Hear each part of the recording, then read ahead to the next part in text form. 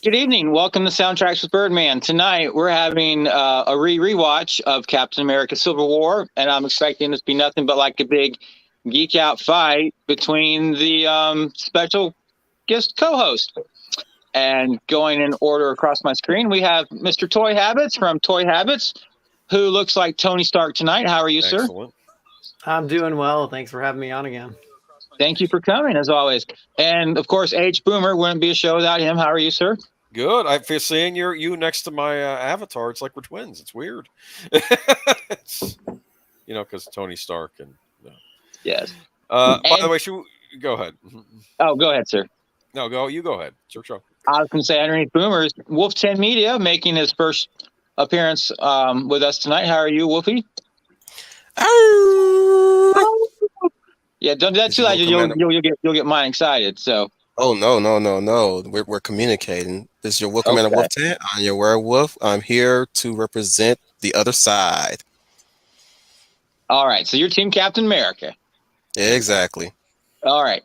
And Jedi Master Utopia, how are you? I am doing great. How are you doing? I'm good. It was like 60 something today. Tomorrow it's going to be 20. So, Oh, well, welcome to Alabama. So, yeah. And no, I can be Team Cap for this movie, but overall I'm always Team Spider-Man. Okay. Yeah. Oh, okay. Interesting. And then finally with the very lovely Leia plus size, how are you, ma'am? I'm fine, fellas. This is Leia plus size, aka Mrs. Steve Rogers, and my avatar tells you who side I am on. So I am here to back my man up. I'm fierce. All right. So I'm telling you, y'all better watch out. I would like to say that I do think that this is the best of the three Captain America movies. Do you know why? Why? Because Iron Man's in it. Oh, good Lord. Okay. Oh, good Lord. Oh, please. I'm sorry.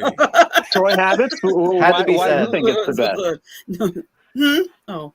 I think it's the most entertaining out of the three Captain America movies. I really like the story. It's kind of like a mini Avengers movie, or maybe it's like an Avengers 1.5 or 2.5. Oh man, you guys are trying to catch my ire tonight, aren't you? It's not an Avengers movie, damn it. What do you mean it's not an Avengers movie? It's everybody but Hulk. Look, man. Actually, you know what? It would have been an Avengers movie if not for the actions of a certain superhero. That's all I'm going to say. And they had to divide everybody up. All this talk from me, no, MCU it is not. fans. I'm just saying, all this talk from MCU fans been questioning where the heck is Tony Stark in Captain America Winter Soldier, or where is Steve Rogers in Iron Man 3 and all that stuff. And I'm like, here you guys have them all together in one Avenger movie, a one-title movie, and suddenly now y'all calling it an Avengers movie. I'm like, why can't it be called Avengers Civil War? I'm like, there's no pleasing you guys, is it? I said it was like one, not that it is one. Yeah, I know. I'm just saying, like, look, we're getting to a point where, at this point, the MCU is getting to a point where they're able to fit people in within their contracts and within their time schedule for whatever movies that they're any future series they're going to be in. Doctor Strange and Thor Ragnarok. Who else? Nick Fury in most of these movies. You know what I'm saying? And I'm like, suddenly they show that, and now you're telling me you're calling it an Avengers movie starring Captain America. I'm like, because it has like more than like 10 superheroes in it. That's probably I don't get this much heat when it comes to the MonsterVerse. I really don't. The only thing they still complain about is Godzilla 2014's cutaway from Godzilla. That's about it. Yeah, I remember that. I don't even catch as much heat with the Sonic fandom.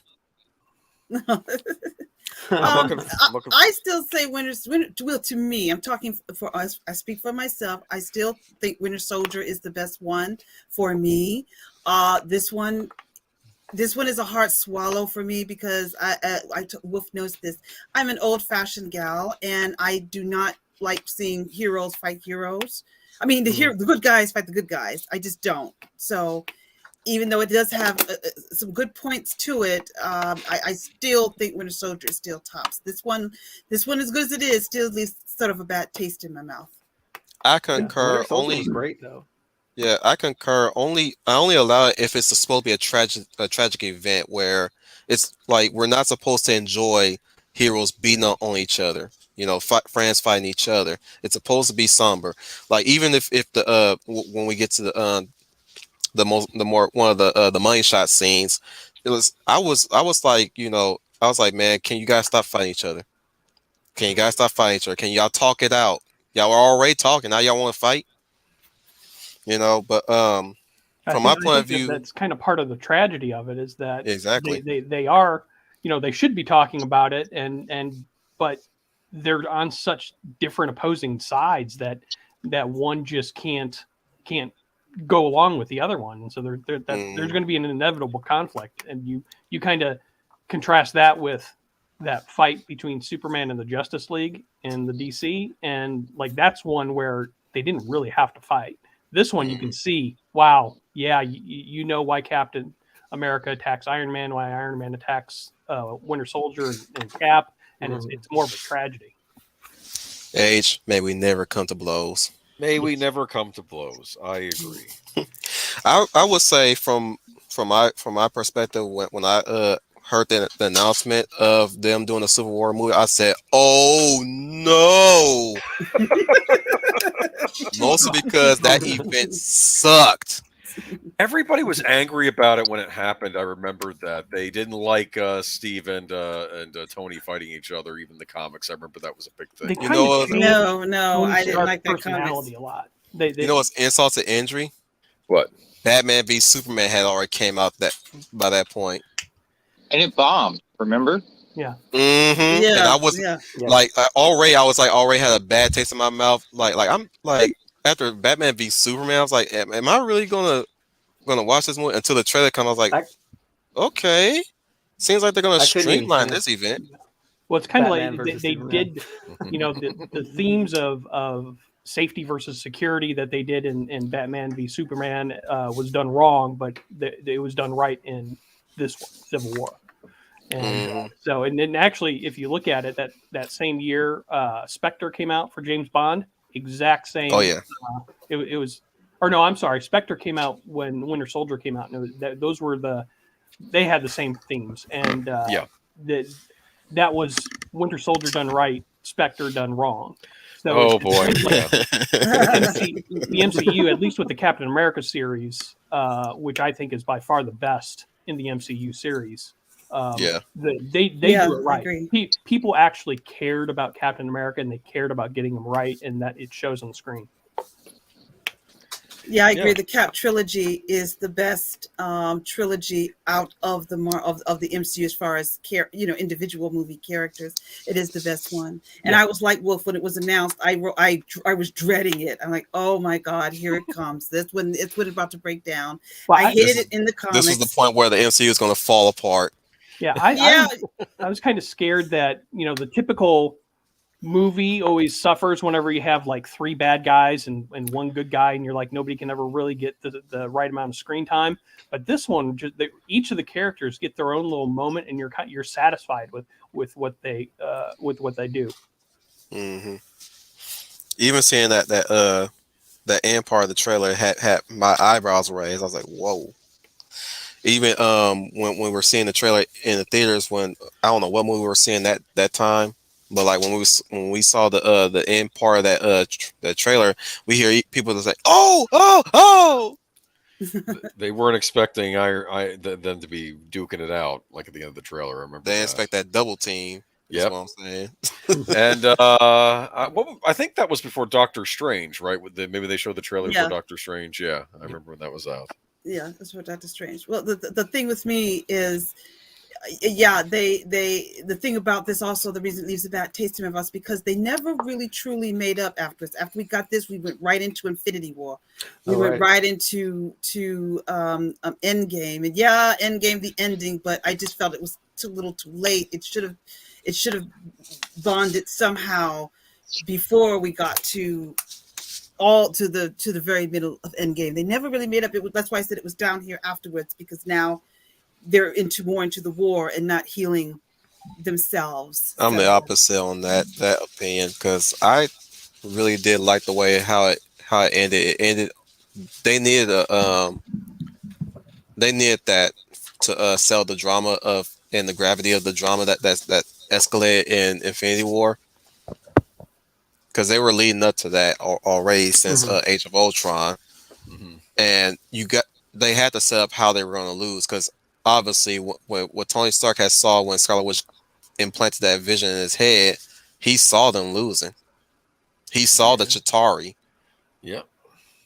Even though it was a different enemy in Infinity War, but still, like, they lost. Yeah, he saw his friends dead, and he said, "I have to stop this." And that's kind of what brings us here. He's like, "I have to build a suit of armor around the world." That's what he said, right? The theme of the story really is desperation.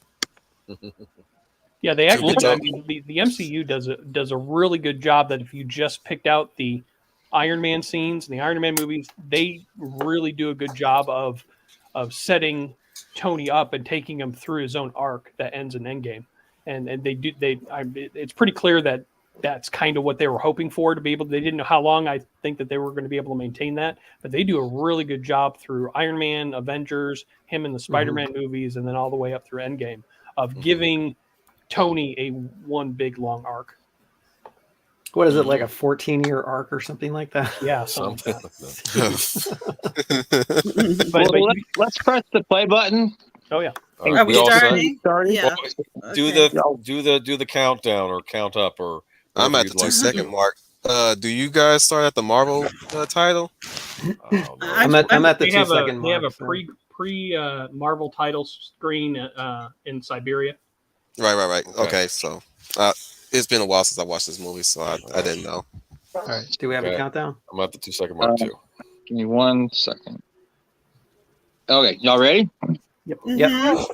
1 Captain America, 2 Captain Americas, 3 Captain Americas. Go.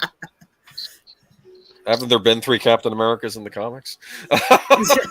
So far, yeah. So I think There is only one Captain America. That's Steve Rogers. Wow. The other 3 are in some sort of matrix zone.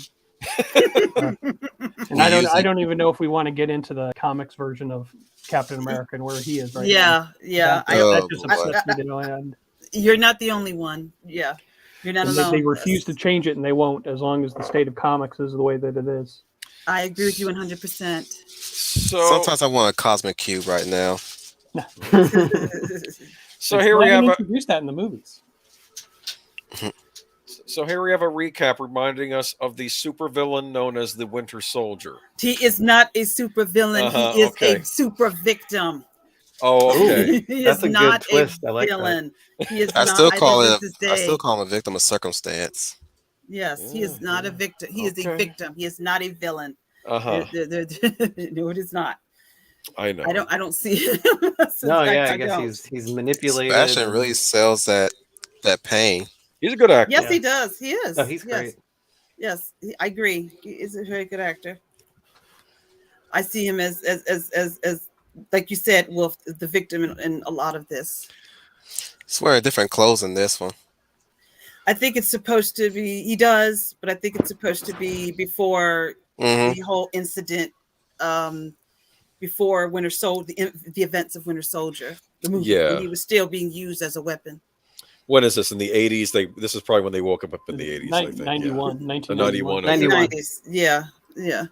So this would have tickled movie pet peeve since when moment, but this doesn't tickle my movie pet peeve since when moment. Mm-mm. Well, I was like, since when do you need a freaking code to get Winter Soldier going?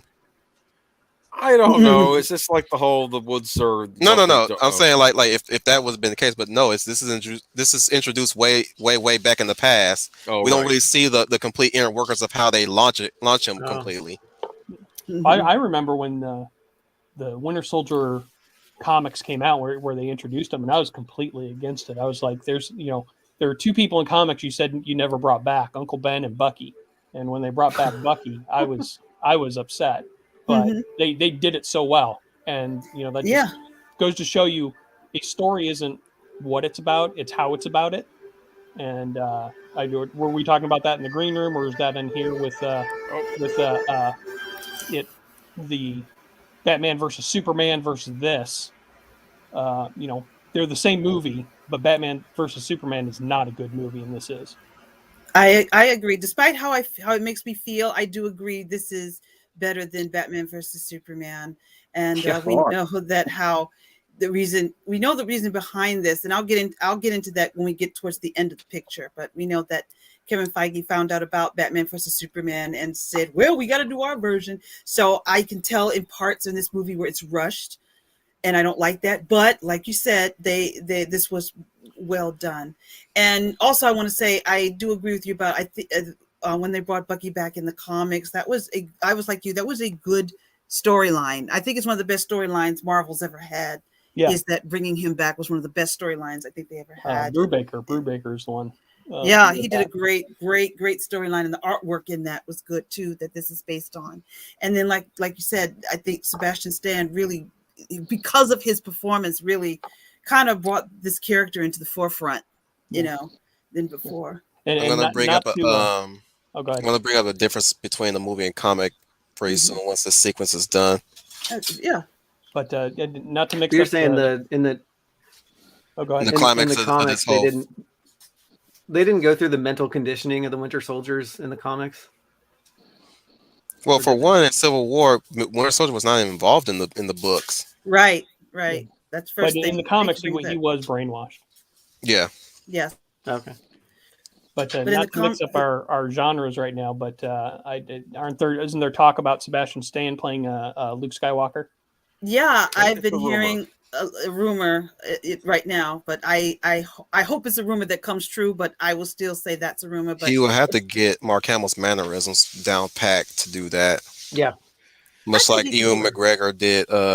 What's the old actor? Allen Guinness. Allen Guinness. Hello there. Now, I like Falcon though. I'll never say anything bad about him. But I can't say much for the rest of the members of the. Okay, so I'm ready to shut that down. Can I hit you with a shot a little bit, Wolf? What a great strategy that is, by the way. Just take a dump truck and pave the way. Now, what villain are they going up against here? Crossbones. Crossbones. Mm-hmm. Yep. Now, I seem to recall that Crossbones was the villain in Captain America. It was another villain in Captain America: Winter Soldier. And before he was Crossbones. Yeah, before he was. Yeah, he was. Romulo. Yeah, Brock Lumlow. Yeah. I'm just trying to remember in the which Iron Man movie. Like, in Iron Man 3, did Tony Stark fight Whiplash? No, because he defeated Whiplash at the end of Iron Man 2. And did he fight Titanium Man in Iron Man 2? No, but Captain America seems to keep running into his villains over and over again, and I don't know if that means maybe he's not a hardest cold-blooded killer. Okay, now wait a minute. Now wait. Now wait a minute. Now the reason he's Thrones is because he did not know that he was not killed off in Winter Soldier. The building fell on him after Sam jumped out the building, and they didn't know if he was still alive or not. So it's like the evil mad scientist story. You take Crossbones. That was a nod to Ultimate Alliance 2. Yes. Okay. Well, I mean, the Iron Man, nothing to do obviously with the Iron Man villains were so easy to beat. Hey, and, that's why they didn't come back. So Cap goes up against the real villains. Yes. Whatever. I mean, Iron Man fought a guy with a whip. Yes. Yeah, I remember they had Mickey Rourke was going to play Whiplash, and I said Mickey Rourke had just been in The Wrestler where he played Randy the Ram, a wrestler. I said it should be Iron Man versus Randy the Ram. He fought a guy who wants his bird. He wants his bird. Yes. Scarlet Witch. I like how she has a shield behind her. Yeah. I don't mind the character Scarlet Witch. I don't like all of the rewriting for the MCU films, knowing what I know about where she fits into Marvel. Yeah. But I don't mind Olsen's portrayal of her, but I haven't been on board with the creative changes that were made to bring her into the MCU. But we'll see what happens going forward with Doctor Strange. But Man, we know you're not gonna watch that movie. Well, I'm going to hear from people about it. My trust in Marvel is not what it used to be. I'm going to confess that. I'll be honest about it. So I'm going to wait to see from people that I trust to let me know, is it worth my time and money? Because I'm not going You to. a 500-pound woman taking on 600-pound men? That's unrealistic. It's Black Widow. It's Black Widow. Black Widow has the best. Wait a minute. Black Widow has the bestest movie ever. Now she's the top female protagonist in the MCU. That could have been a much better movie. To be fair, she did get tossed in the tank with the grenade. I almost think her and Hawkeye. It's they don't really have any superpowers. They're just. I'm still tripping on the. They don't. Look, I'm still tripping on the fact that people are starting to like her because of that one movie. What, a Black Widow? I liked her before the movie, and then once the movie No, real fans liked her like, before that movie came out. I'm talking about people suddenly were trash talking her, but suddenly when she had that movie, now suddenly she's the best as ever. Oh, whatever. It's yeah. You know. Well, that movie should have come out probably before Civil War. Yeah, and it shouldn't be that exaggerated. It would have been a much better written and done movie than what we ended up with. It should have been Atomic Blonde. Shoehorned it in there. Yeah, that Marvel could have thrown $75 million at that and a $25 million marketing budget, and they would have made money hand over fist 10 years ago. Yeah. No, what you needed to do was copy Atomic Blonde, recolor her hair, and there's your Black Widow movie. Yeah, I like the lesbian scene excluded though. Well, maybe. Maybe. She's a bisexual. I don't know. I'm just saying. Anyway, technically Charlie's character in that one was a bisexual. She had a male lover and a female lover. Well, I made a point in Atomic Blonde. Her fight scenes were very she would do damage, but she got damaged herself too in those fights. Mm-hmm. You could tell that she was getting hurt too. So it was, but you know, my favorite was always the staircase scene. She should have got I do agree her movie should have came out much earlier because I think the movie we got was garbage and not respectful of the character. Her film should have came like after Winter Soldier and like you said before maybe this film, and it should have been like she should have been like the 007 of the MCU, not James Bond per se, but James Bond in tone.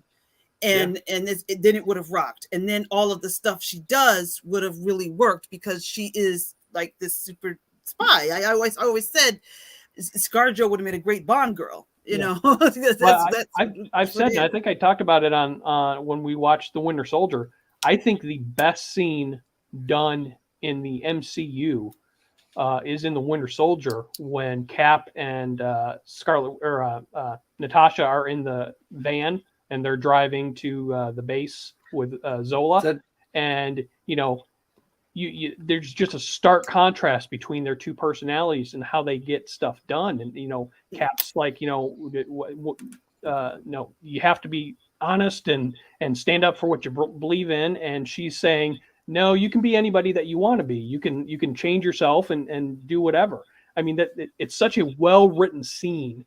And it just shows stark contrast between their characters. And that's what Natasha could have been in Black Widow, is that she could have had something where she starts out being everybody else, and then she learns how to be herself more. I totally agree. This is for top of the building on my face. Which they did Crossbones so totally bad in this. Yeah, they did Crossbones really well, but the guy holding the red vial that got taken out before this scene, he was actually the guy who first ever played Thanos in the mid-credits in Avengers. Oh, I did not know that. Me neither. I didn't know that. More you know. Damon Poitier, so he got his screen time here, although brief, but it's cool. That's great. I was totally shocked when that Thanos came up when I saw the Avengers in the theater, and that the whole Infinity Gem storyline in comics is maybe my favorite big crossover event of all time. That and Secret Wars. They're fun and they have a point and they're really well done. Yeah, they are great. Yeah, but I guess I didn't know that. This is also the first one that kicks off Phase 3. which is the third part of the final part of the Infinity Saga. So right here, this is where we have a big distinction here from the movie and comics. So in the original Civil War, we had mutants, remember? Yes. The mutant that caused the explosion was Nitro, a mutant that's basically an atomic bomb, which was attacked by can somebody remind me who? New Warriors. The New Warriors. They were doing a reckless superheroism thing by making it a reality show, and this would cause the whole explosion and hurt a lot of people, including children, in a school bus. Yeah, it was a great setup of a comic book storyline, and kind of where the stakes are, because that's where I can understand. I'm Team Cap all the way. I understand where Team Iron Man is coming from, and that's how you're able to kind of say, look, when these individual people decide that they're going to meddle in something, there's collateral damage, and we don't want that. And so I can understand where Team Iron Man is coming from. They're just wrong. So do we like? I love how they can Hello, make... Al. I wasn't. They can make Stark first, look like a baby here. Yeah, it was kind of creepy when he popped in. I was like, "What?" I never understood the why de-aging of Robert Downey Jr. They've gotten better with it, but yeah, here it's not. I almost wish at this time why did they get rid of the Forrest Gump thing where they would take old film clips and then try to splice them in with the new stuff? Like Robert Downey Jr. had a ton of movies from the 80s. They could have just overdubbed his voice with Robert Downey Jr. overdubbing the voice. It would have looked more. No, what's killing me is the fact that he's trying his best to make a young voice. Yeah. He's really like look, we can make heads or tails about his look. I'm sure about the fact that he's trying to sound young in this scene. Yeah. There's a lot of drugs and cigarettes between when he was young and the way now. That voice is pretty changed. Yeah. When I had to show my nephew, when he became a fan of these films, I had to show my nephew that Robert Downey Jr. has been around for a long time, and I showed him some of his films from the 80s, and I told him, I want you to look back and see how long he's been acting. And my nephew like, wow, he's been acting. Yes. I showed him Less Than Zero, and I showed him Less Than Zero and some other films. Back to School. Yeah. Oh yeah, all the early stuff that he did. Well, his dad was a director, so that he's done some stuff when he was a kid too. So he was on Saturday Night Live for a season. Yeah. I dug those up and showed him. I said he said, wow. My nephew was like, wow, he's been around that long. I said, yeah. Yeah, he didn't just suddenly show up as Iron Man. Right. He did a few things. Yeah. Well, since my nephew was young, he's in his 20s now. When he was younger, to that generation, to them, he's just Tony Stark. But to me, to us maturos here, we know him from. I told him we know him from the 80s. So I dug him up. Said, well, let me show you what your Robert Downey Jr. was like, back in the 80s. But he still said, wow, he's a good actor, though. I said, yeah, but he's been acting since his teens. He was a veteran by the time he got to the MCU. He was nominated for Academy Award. So. And thus Antifa was born. Now listen. Yeah.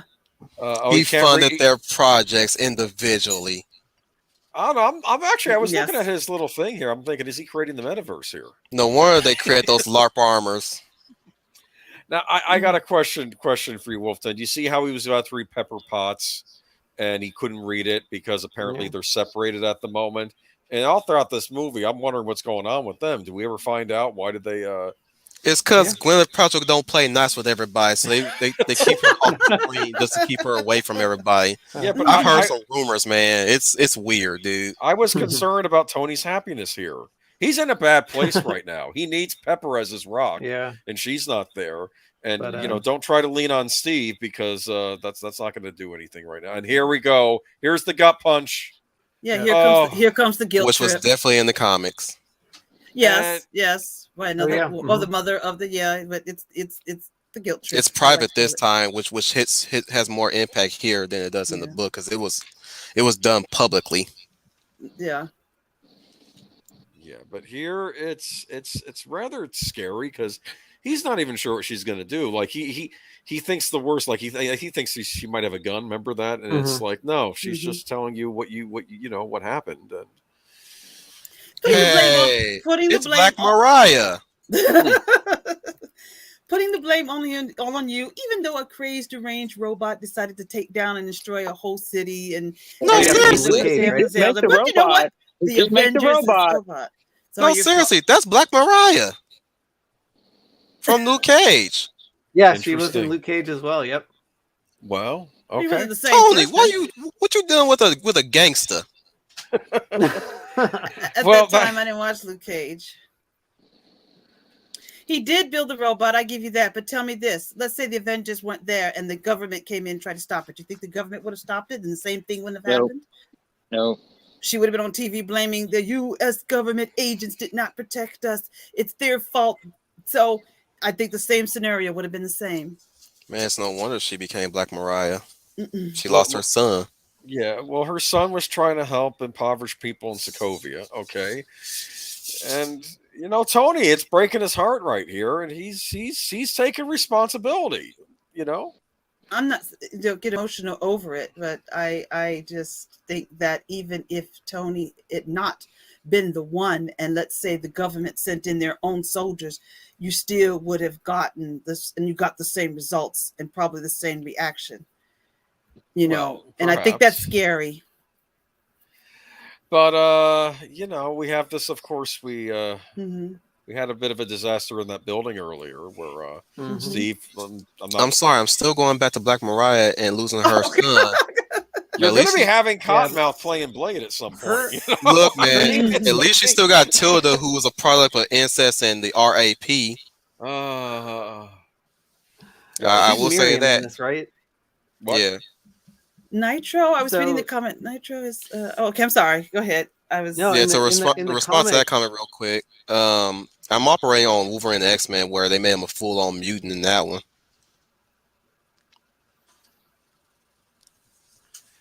What was you gonna say, Zootopia?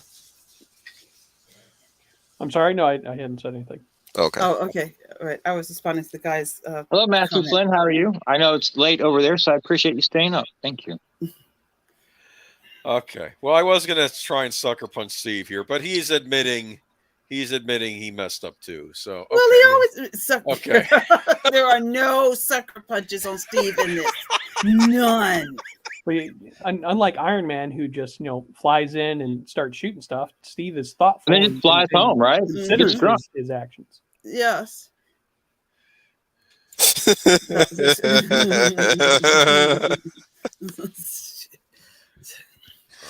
One of these days we're going to do an Iron Man rewatch. We are going to do an Iron Man rewatch. Yeah, it's like you said. At least he did wrong. I could think of other characters who could give 2 cents. Hey, look, it's the Spock of the group. Oh, good. Yeah, it's Vision. Turkey. I don't like this man tonight. That's the third thing. Wait a minute, you don't like Paul Bettany as Vision? No, I love Vision. It's the let me watch my language. It's the creep that's talking now. What's his name? The dude that old crow right there. Oh, you talking about yes, don't Ross. like him. Ross is the worst kind of villain ever. The wolf in sheep's clothing. Listen to me. Hey there, Sound Engraver. Wolf in sheep's clothing. He's a government official. Yeah. A wolf in sheep's like clothing. Iron Man. You know something. No, Iron Man is sheep's clothing. Listen. What you got against wolves in sheep's clothing? They have a place in here. They're fabulous. He was trying to keep the Hulk under control. Remember? No, you sure about that? Keep him under the control or destroy him. He said, "Let's even the playing field," and then we get the Abomination. Exactly. Hey, how much damage did the Abomination do? Quite a bit. Well, we're not listening to me. A lot. Yes. The Abomination represents the Hulk if he had let loose. Yes, I do agree with that. Everybody forgets that. Look at New York. Look at all the damage. They didn't know their fault. The aliens came down from another planet and blow the planet up. That would have been a lot worse if they hadn't stepped in. Yeah, sit back and say, "Oh, the aliens are here. Let's just sit back and eat our shawarmas and let the government take care of it while all of New York blows Washington, up." D.C. Okay, thank you very much. Would have been a lot more damage had they not stepped in. There would have been no Washington, D.C. if they Everybody would have been dead across the country. Look at Falcon lowering his head in shame. Tell Ross to explain. Shame. Tell Ross to explain Shame, that incident.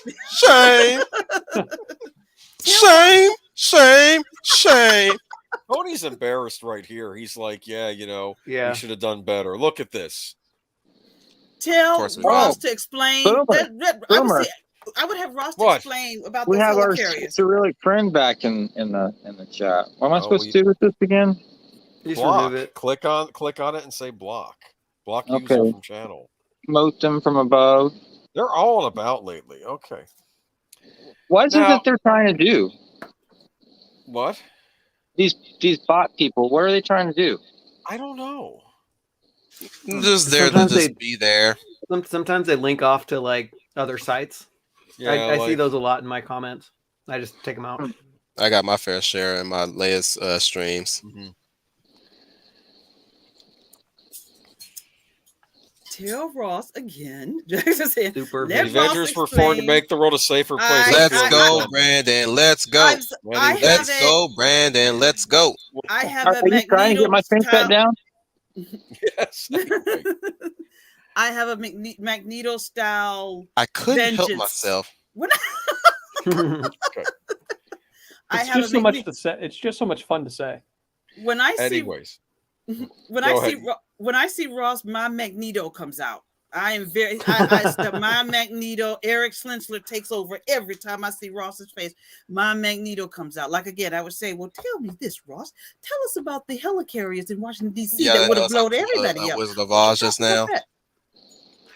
I love that they were mentioning Thor and Banner because I think this is also set alongside of Ragnarok. So Yes. Yes. And the I think, Hulk is on Sakaar as a champion, and Thor is Mhm. making his way there. Yeah.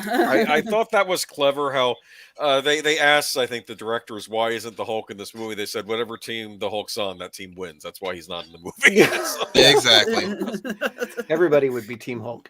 oh. Hulk would actually, you know what? Hulk would just stand right in front of stop fighting. I think so too. I think Dr. Banner would have wanted to fight. I think Dr. Banner Dr. Banner he wouldn't want to be stuck in the middle of both sides. He would try to reason with him. The Dr. Banner Hulk maybe the other story, but Banner would not go for it. I could play back. I could play by play what could happen in those scenarios. Iron Man comes up, he throws a banana at him. Do you not think Vision could take out the Hulk if he wanted to? That who? Repeat that. Vision. If Vision wanted to kill the Hulk, could he not kill the Hulk? No. If it was within his parameters, you know how Vision acts. Right. If he deemed that it was necessary for him to take out the Hulk, he would. Scarlet Witch could take out the Hulk. Because she's the strongest Avenger ever. Ever. That's right. Yeah. Now this is supposed to be Baron Zemo, which is not the Zemo from the comics. No, correct. It's not. He doesn't have a He's soft still face. Colonel Helmut Zemo. He's not Baron Zemo yet. Maybe he'll become the Baron at some point. Huh? No, he's Joey No. Zemo in the No, placement Negro and White Man Can't Jump. Yeah, he never was developed into. He's not as developed into villain as say what Daredevil did with Kingpin. Kingpin to me is still the best villain I've seen developed so far. But here, don't watch Hawkeye.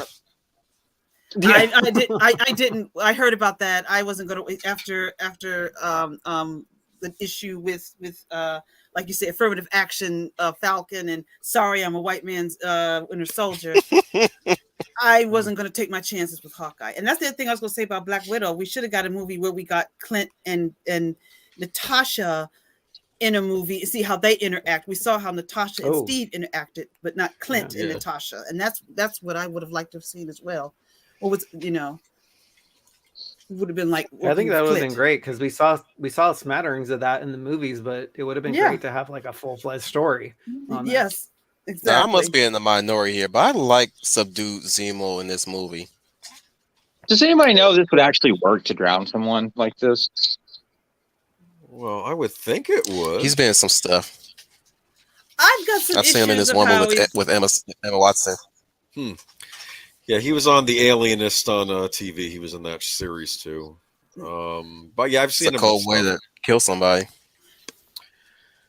I think in this film he was turned into a sympathetic villain to me, and like I said, that's where Marvel seems to have a villain problem.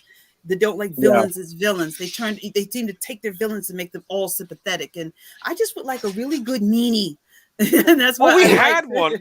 We had one in the form of Red Skull, and I kept thinking he was going to show up again. Yeah, I I thought they did were too. setting that up like he was. Look here, we got some black on black crime right now. Listen, equal opportunity employers. Come on, brother. I love Vision's outfit. Kind of looks like he was in the comics, right? He just kind of had some little sweater and. Is that a turtleneck? Poking? No, it's a cravat, Boomer. Oh, cravat. Okay, I'm sorry. Man, you need to put your glasses on. I have the Blu-ray. It's very dark. Well, it's obviously not the 4K Blu-ray. No, it's not the 4K Blu-ray. I'm not. Oh, that'd be even darker then. and your inferior TV. Whatever. I got a plasma from 2012 and it still works. Leave me alone. I'm still calling it inferior. A what? A plasma television, plasma HD television. Nobody knows what that is anymore. I like how. Listen, can we all keep quiet while Tony's talking and complaining about the Nobody coffee cares grounds? about what Tony has to say. He's angry. The coffee grounds are in disposal. He's tired of this being used as Don't a bed talk and over Tony. breakfast. Look at this. His heart was ripped out of his chest when that mom talked to him about her son. Okay, and he wants to make it right. Man, listen to a virtual signal. But I can still understand why my baby Steve took these. I can understand my baby Steve stand, because you have to remember he just found out that Shield was I'm trying to say infatuated, was what's the word I'm looking for? I can't find it. Was infected by Hydra. Infiltrated, thank you, by Hydra. They found out, so I can understand why he is what he is, because I wouldn't be that trustworthy either, putting all my soul and spirit into Ross, because you don't know. I would know what Ross, and yes, I don't hide my I told you my Magneto comes out every time I start thinking about Ross. I guess my Michael Fassbender on with him, but what I'm saying is, I would feel that way too. It was infected by Hydra. So God knows if Steve had signed that, what Ross would have plans for Steve. He could have said, let's put Captain America on ice and bring him back when we really need to use him, turning into some form of slave. So I understand. It's not just I love my Steve. I'm not blinded by dangerously arrogant. Who's the one wearing the damn suit with the damn painted red, white, and blue, Mr. That was in one movie. And that was the president that wanted him wearing the red, white, and blue. The president of the United States. Was he supposed to say no? Yeah. No. Yeah. That just tells me he's a war dog. He was the Iron Patriot. He was a war trying dog. to stop the terrorist known as the Mandarin. It wasn't the Mandarin. Trevor, the Mandarin. Yeah, I know. Let's call him who he is, Kevin. Remember that was the worst mistake any Marvel movie made, and then they. I was sitting here with my mouse in a smile, telling something. This is a joke, right? No, he's faking out. He's just trying to fake him out, right? He's just playing around, right? Yeah. I thought it was funny, and we're watching Iron Man 3 next Christmas season. I think that's going to have to happen. It's a Christmas movie. Another Christmas movie. Right? Well, we'll put it. Speaking of Christmas movies, Rambo. Where do you think it's at now, Boomer? I don't know. What's it at? 4,200. Like, how on earth? I have no idea. I'm gonna do. We should all do That's first awesome. blood streams on our channels. We'll get. We should. Start reviewing. Mr. Toy Habits, you should review some Rambo toys. Apparently, I know. I really need to. I Hey, need them views. Did you see Steve like walking down the stairs, head hung low, because deep down he knows he's wrong. Oh no, wait, that's for that's for Peggy I thought Carter. maybe he That's was for Peggy done that Carter. because Peggy had passed. Well, whatever. There's that too. Okay, whatever. I like these Hey, little I have a Show very, some respect, you gentlemen. I have a very She serious question. She to fought ask in everyone. World War II for us. I know. Serious question here. Serious question. All right. Do I need to buy the Hydra Stomper hot toy?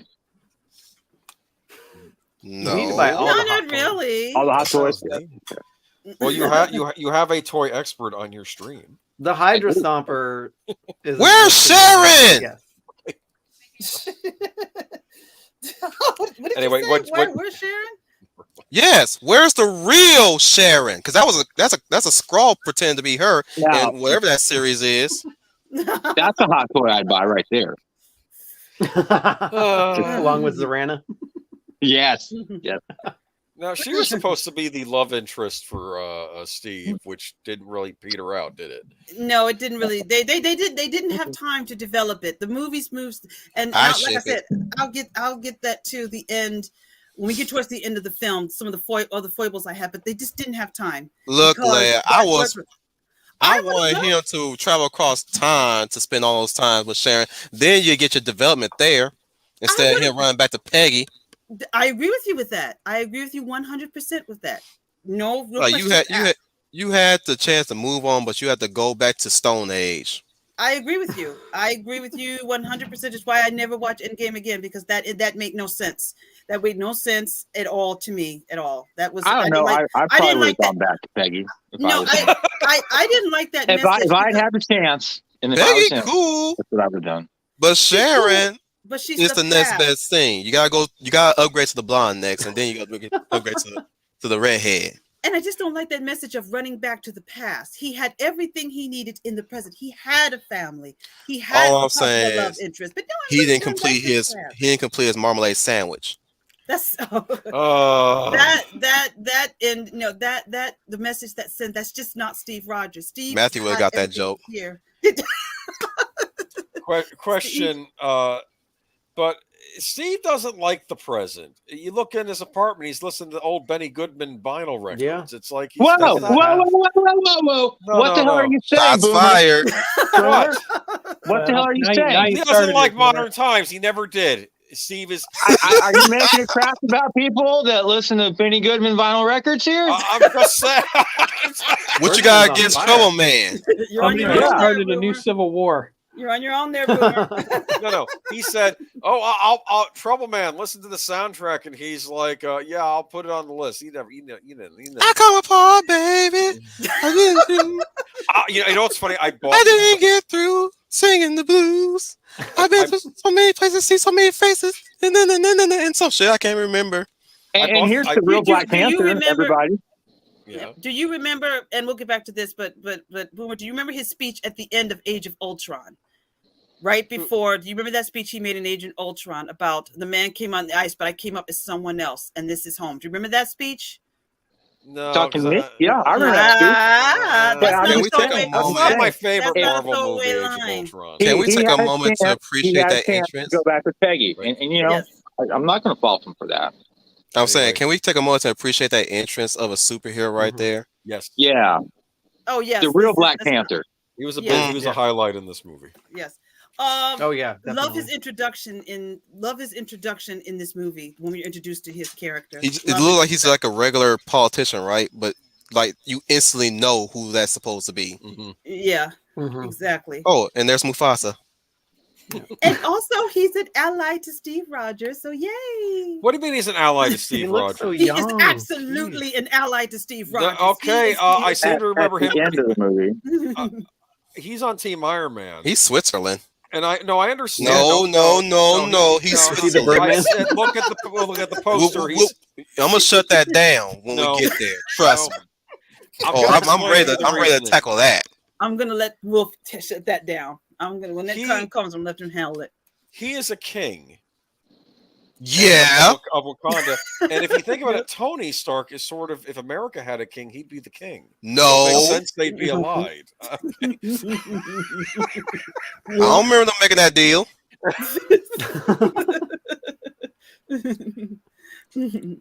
No, while he's talking before the explosion, look, but back to Peggy, I just don't like the message that sends, because he everything he wanted for, he had it right in front of him. He had a family, he had a possible love interest, and then he could have found a way to help those in the present come back to what they should be. So having him run back to the past and live there, it's just still not a good message. Listen, and I don't like that, and that's not that character. So that's just me.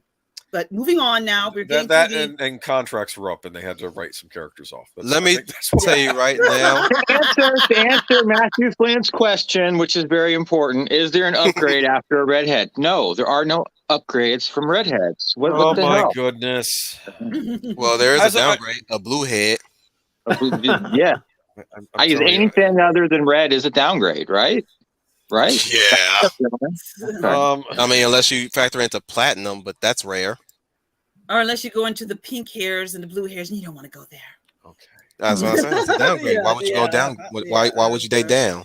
You date up, remember? It's weird. It's weird that hearing people fetishize, as a redhead, it's weird hearing people fetishize redheads. I wasn't fetishizing you at all. Oh, God, that's good. I would hope not. Let's not. What's the matter, age? You don't find yourself desirable? I find myself.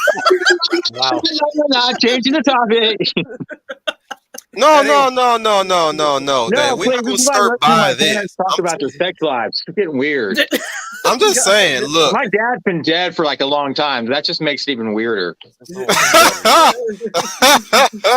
Speaking of weird, how about this relationship that doesn't get off back to Sharon and Steve. Look, man, he's 500 years old. She's 30 years old. There's a good fair trade there. There's another love story in this movie, and that's the one that takes the precedent. You got something against Batman dating young? That man's ageless. If you're frozen, do you still count time then? I think you have to. Still count years, just because you haven't driven the car in 5 years, it's still, 5 years older. But time has stopped for you, so I don't know. I don't think I can tell Steve it's half your age plus 7. That's come on. Going back to the Black Panther scene. No, Boomer, it's 16 and up. It's all legal. Okay. Anyways, I'm gonna tell you why. I'm gonna tell you why. I didn't say this in my rewrite section of one of my streams, but I'm gonna tell you why Ryan Coogler really effed up Black Panther. Mm-hmm. Because in that one scene where T'Chaka was giving that speech, that just told you Wakanda does get involved with the outside world. Oh yeah. And yet somehow Black Panther's message was isolationism versus opening borders. Oh yeah, we're going there, guys. Well, see, I thought they ruined the character because in this film he's very decisive and he's very driven. In his own movie, he's like, well, I don't know. Well, what about this? That's what I'm saying. Like this girl, but what about this? Here is said to be in cahoots with everybody. Like they got their reach everywhere, supposedly, and yet somehow Border Patrol is an issue in that film. That's what. Well, again, to say to that, that's why a lot of people felt that he was a different person in his own film versus this one. And I'm going to give a lot of that again. I wish the Russos had directed maybe Black Panther, because I forgot. I got to mention the Russos directed this one, and they understood these characters. But when you get Black Panther to his own film, Daniel, to what you said, that's what everybody says. Like, this is a totally different guy. Yeah, man, they need to affirmatively actually hire my butt to write that script. Yes, I'm sure you would do a good job. Because I'll give you the real Black Panther. Yeah. The Jack Kirby, Stan Lee version. Correct. And the comic book, people forget Black Panther's genius level intellect. Mm-hmm. Yes. I mean, on par with like Tony Stark. I mean, he's no Dr. Doom, but he's on par with Tony Stark. Exactly. Yes. Now, I agree. I also think that the Spider-Man in this movie was closer to a traditional Peter Parker than what we get in Homecoming. If in later films. Yeah. When you first meet him, it's like, okay, this is the Peter Parker we've known. Yeah. I mean, different actor, but it did feel like the typical Peter Parker. But did you notice how dumbed down he gets in every movie? Oh, yeah.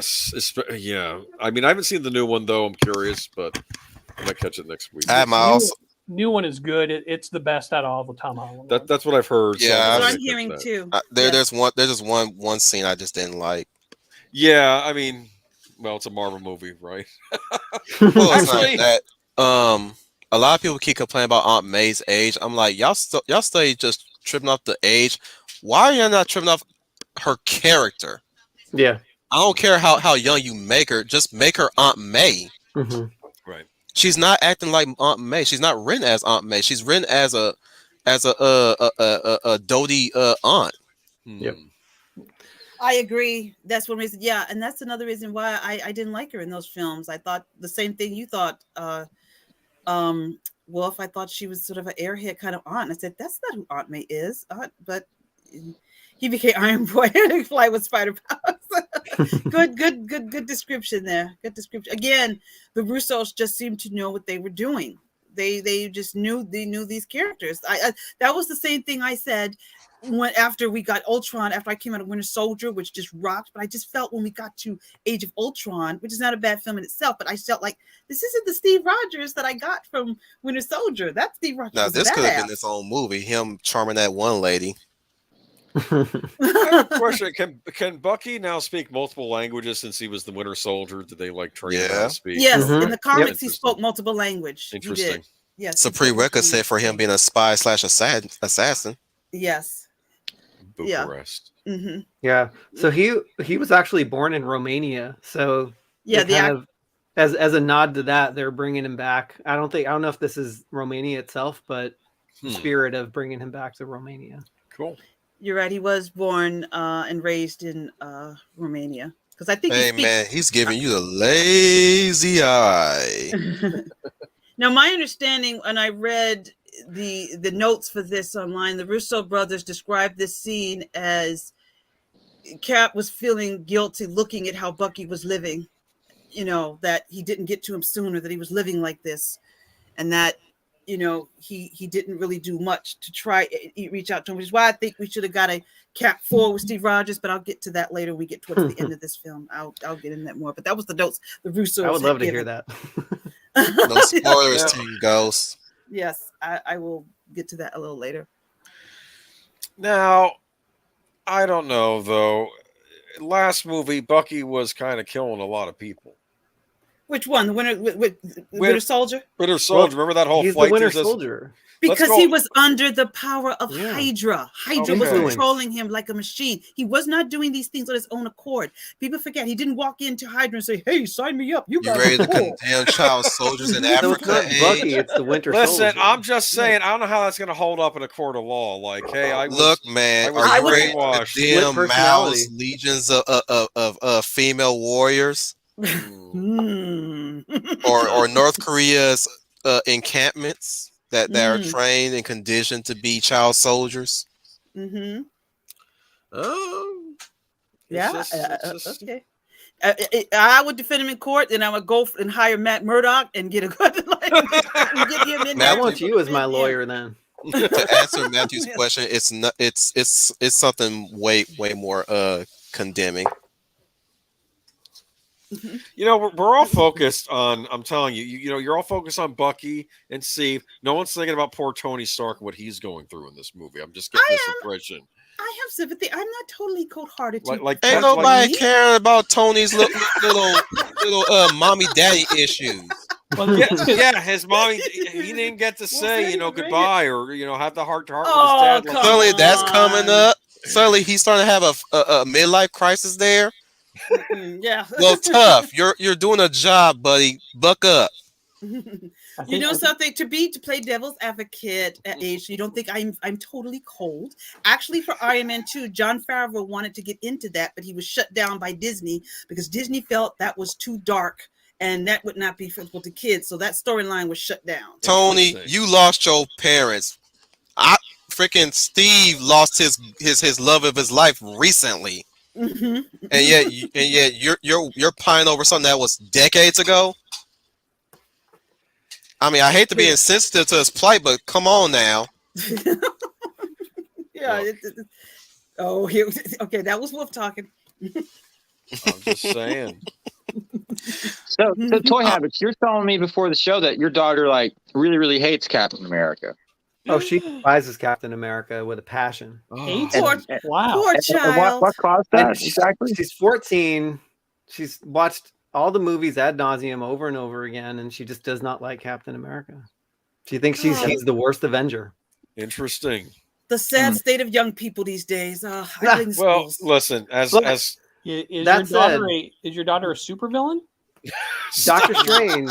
Doctor Strange is her favorite. Oh, interesting. Mm-hmm. Okay. I'm not going to judge person on their taste, but dang it, like Captain America, the worst Avenger, really? She really doesn't know what's coming, kids these does days. she? Yes, that's what I Look, said. man, that award goes to straight up Tony. No. Let's Captain not even Marvel. go there. That Remember goes in the to first Marvel. Avengers movie when Loki was about to slay Captain America, Iron Man shows up and saves the day? I remember that scene. No, it really goes to Vision because he ain't got no personality.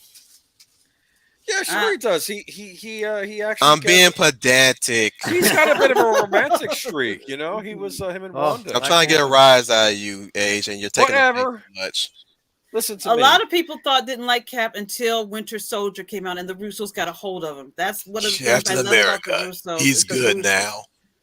Yeah. Holy cow, Black Panther! Look at this. Yeah, like I said. These fight scenes are amazing. It's like, who is Oh, this? yeah. It's like- Yes, this scene coming up, this chase scene is spectacular. I absolutely agree. This is like the highlight of this film. Are these action scenes? I mean, tell you, the Russos just knew what they were doing. Hey, what does remind you of? Mother effer, are you out of your mind? Blade. Blade, my second favorite superhero movie. You know, the Black Panther seems to fight more like a cat in this movie than he does in his own movie. For reals now. Yes, Yeah. yes. Is this one of these deals where they were shooting like Black Panther at the same? That was under development at the same time. No, as this? Ryan Coogler just did not know the damn character. That's all that there ever was. He don't even know Wakanda like that. He thinks Wakanda is a series of tribes. Wakanda is a nation. Well, a nation of various tribes. No, it's a nation. It's a. How are there going to be a kingdom full of tribes? Now, how can the Black Panther run that fast? Like, I can understand Because he eats jungle fruit. No, stuff. why did he need a car to get around in the Black Panther movie? See, I mean, it's he a cool. paid them a lot of money. It's a cool sequence, yes, but I'm Yes, like, it's a great- didn't this guy run like a cheetah in the last movie? Yeah. Yeah. I mean, he could just hop. Like, can he just hop on cars like he doing here? Why is he relying too much on his sister right now? Mm-hmm. That's the Make sure difference. she was involved in something. I like The that choreography 360. of these car chase scenes and This is destruction is amazing to me. Oh yeah. Mhm. yeah. This is. I agree with all of you. This is one of the best sequences in an MCU film. Is this scene? Oh, this is Again. so funny. I always chuckle on this scene. Yeah. Whoa. Physics, anyone? Yeah. That's what I was saying. Like it's a cool shot, but I still crack up with the dude falling off the motorcycle too. It's like think of you just riding your day and some male armed dude just grabs your bike and you just fly right off. You probably head to school that day. You're singing a song. The day is good. Your babe loves you, and it's like this is gonna be a good day. And then all of a sudden, whoa! If this was nice, he would be like, "School's canceled." Boop, boop, boop. But back to my Black Panther again. Everyone, the Russos knew these characters because everyone says when they went to see Black Panther, I think the reason they made so much money in the first week is because they thought they were getting this, and then they went to see the movie like, wait a minute now. this ain't Nah, the same everybody guy. was going in there with their African design clothing, trying to raise a fist and talking about some black power and all,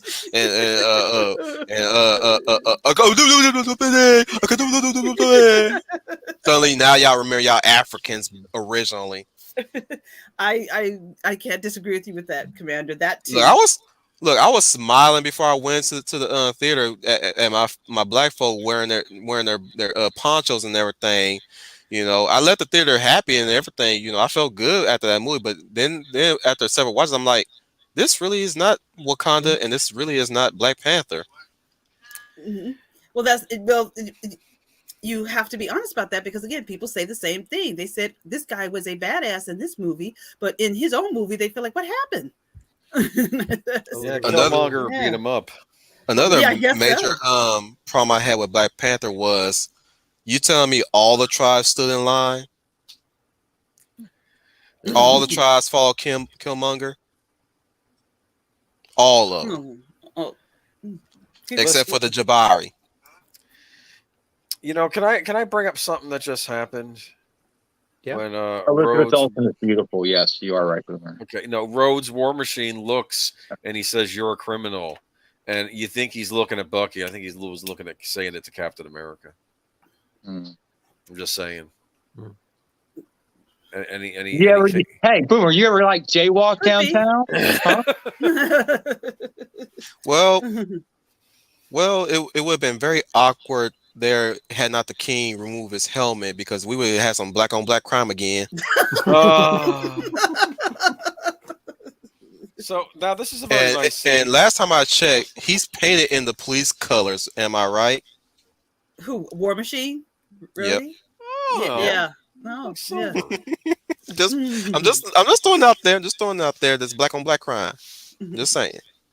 So do we like this little bit of a hint of romance? I love it. What, I love it. It was Martha playful. Stewart vision. What?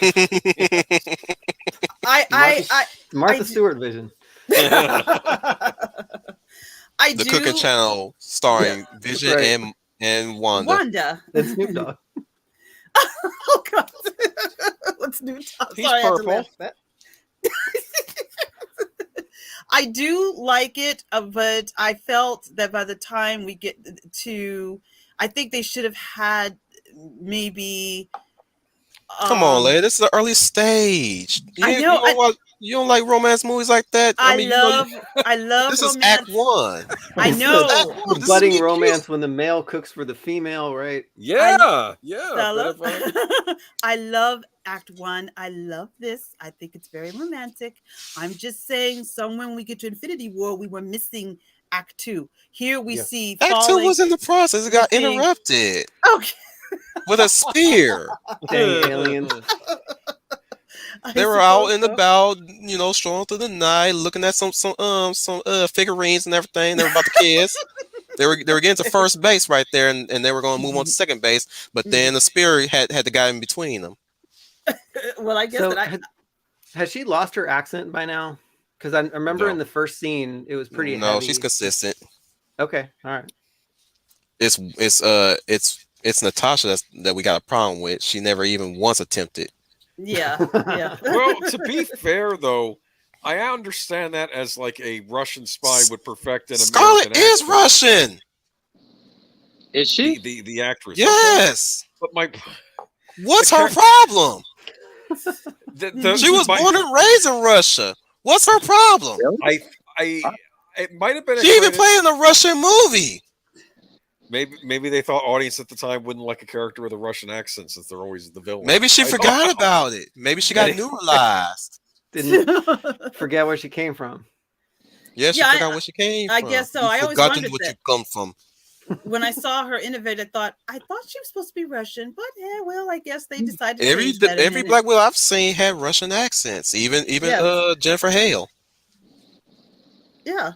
So it's like, okay, I guess, they just skipped over that. So, because I think, who was it? I forgot there was an actress that said she auditioned for this part and she had the accent and everything, but she just didn't get cast. I forgot that actress's name.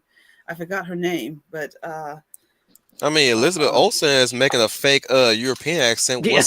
What's ScarJo's excuse? Well, Mickey Rourke had to take 9 months of Russian. What? I'm serious. What is ScarJo's excuse? Look, I love ScarJo as the next person, but dang it, you need to really.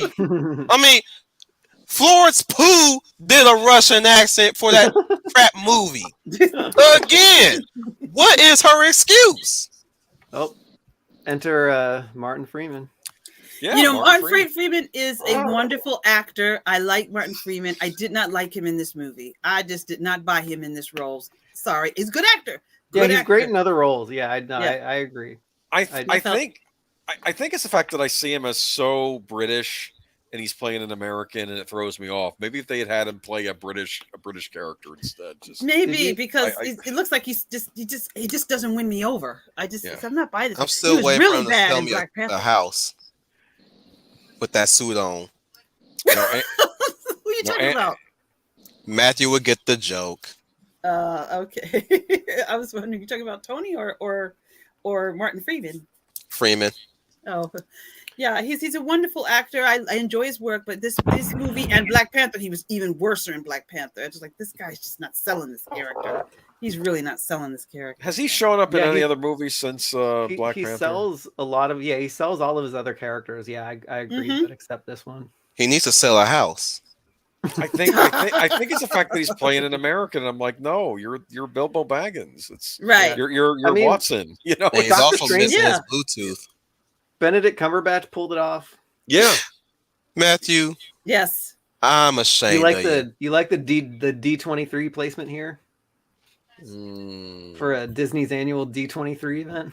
No, I didn't see. I'm ashamed of you, Matthew. I didn't see that. Yeah, on Bucky's cell. It's called. Funny. Oh, Disney. I never picked that up. Me neither. There we go. Disney. I never picked that up. Thank you for noticing that. I never noticed I do that like at this all. scene right here. Yeah. The duology right here. Now look at this. Tony is reaching out to his friend. You know, there's an olive branch. Come on. You know, we're friends. Just sign the paper, please. Being compassionate. Again, I don't do what I say or else. That's Steve. reaching out. No, Steve is not doing this just to be a meanie and uncooperative. I can understand why Steve was reluctant. I think I would be the same way too. This shield, this government was infiltrated by Hydra. How do I know they're still not there? And again, what plans do you think they would have had for Rogers if he signed that paper? Rogers selling him his soul makes him property. So if they want to put him on ice like Bucky, they could have done so. They could have done so. They could have said, we're going to freeze you, Steve Rogers. So I can understand how he feels the way he feels. I don't think he's just being mean just to be, oh, I'm better than you. It's like, I can't put all my faith, and I'm sorry. I think there's a reason. I can understand his stance on it. That's why I took his side. I don't think you should totally sell your soul over completely to the government as that Ross. I'm still trying out the fact that I'm making world's end jokes, and Matthew needed context for that. Oh man, he's a little annoying. I keep forgetting you knew my dad. Remember that? You're not liking that. And are you jealous, Stark? Yeah, don't let that. I was like, so you knew your dad, big whoopee. Pepper just like left, and he's hurting right now. Look, Tony, not everybody gets to kiss Steve Rogers. Let alone everyone needs to kiss the ring. Yes. You mad at the fact that your dad idolized a man? He didn't give you that kind of love. No, you his son, man. That's all you needed. He did. He gave it to some guy that spent the whole war doing USO shows, and then at the end, does a little bit. I'm just saying. I think if Favreau's storyline in Iron Man 2 had came to life, it would have helped a little more with Tony's story, because that's the story Favreau wanted to do. But Disney shot him down, and they kneecapped him. Yeah, that's probably why he didn't come for part 3. He just started as Happy, but he wouldn't go. Yeah, exactly. He left because they told his character badly in that movie.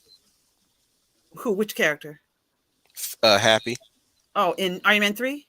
Mm-hmm. Yeah. Well, Favreau, there was a lot of behind the scenes stuff going on at that time, and like you said, Favreau. Like you said, they just brought him back for 3, but they pushed him out because Favreau wanted to take it in a serious direction, but Disney felt, but the kiddies will be scared away. So the only time I cared about Happy in that movie was when he almost got bombed. I was like, don't you dare kill Happy. I like, bruh, I gripped my C arms. I was like, don't y'all kill Happy. Right. Happy's the best thing about those movies. Not Pepper. You almost would have got Daenerys Targaryen in this film, because I think she auditioned for Sharon Carter. Oh no! There's a video. There was a video. There, she was almost Sharon Carter. She auditioned for this film because I think they showed a tape of her in a audition with Chris Evans, and she said in an interview she auditioned for Sharon Carter. So you almost got Daenerys Targaryen. She would have looked ugly. Mother Dragon. What was Sharon Carter's role in the Falcon Winter Soldier TV show? She was a. Oh, they messed her up on that show. I can't tell you because she just totally just messed. She's bitter second fiddle. But on the show, she turned bad. So they made her a bad guy. Yeah, she's a whammon now. She's a whammon on that show. All right, so is this Zemo again? Yeah, this is Zemo again. Yeah, Daniel, I forgot to tell you how dapper you look today for this watch. Yeah, like looking very dapper, like a movie host. I needed to look good for you. Well, I appreciate it. Thank you. Yeah, and Iron Man who showed up tonight too. Yeah, I see. I like it. Daniel dressed like he missed the red wedding. Oh goodness! Oh, and I'm glad that he missed it. Yeah, that'd be a good thing, right? Oh, don't talk to me about Game of Thrones. Yes, that's a good thing. That's a good thing, Daniel. Walter Frey. I almost felt like he should have done like a dance at the end of that. Laughed. Walter Frey. Nah, I'm glad that he ate a part of his offspring. All right, he was misunderstood. I'm kidding. Are you seriously being a Walter Frey apologist right now in my presence? Okay, let's not talk about Game of Thrones. I hope he sticks his cat on you. All right. So I'm not sure I've ever heard someone be Team Walter Frey. I mean, if you like sitting and waiting. I don't want to get on a tangent, but it was amazing. The comments came out of the video. It was like, he was in the right. Stark broke the treaty to marry the daughter, and I was like, "Are you kidding me?" Like people were saying this online. I'm surprised he survived that. Okay, so is that an EMT pulse?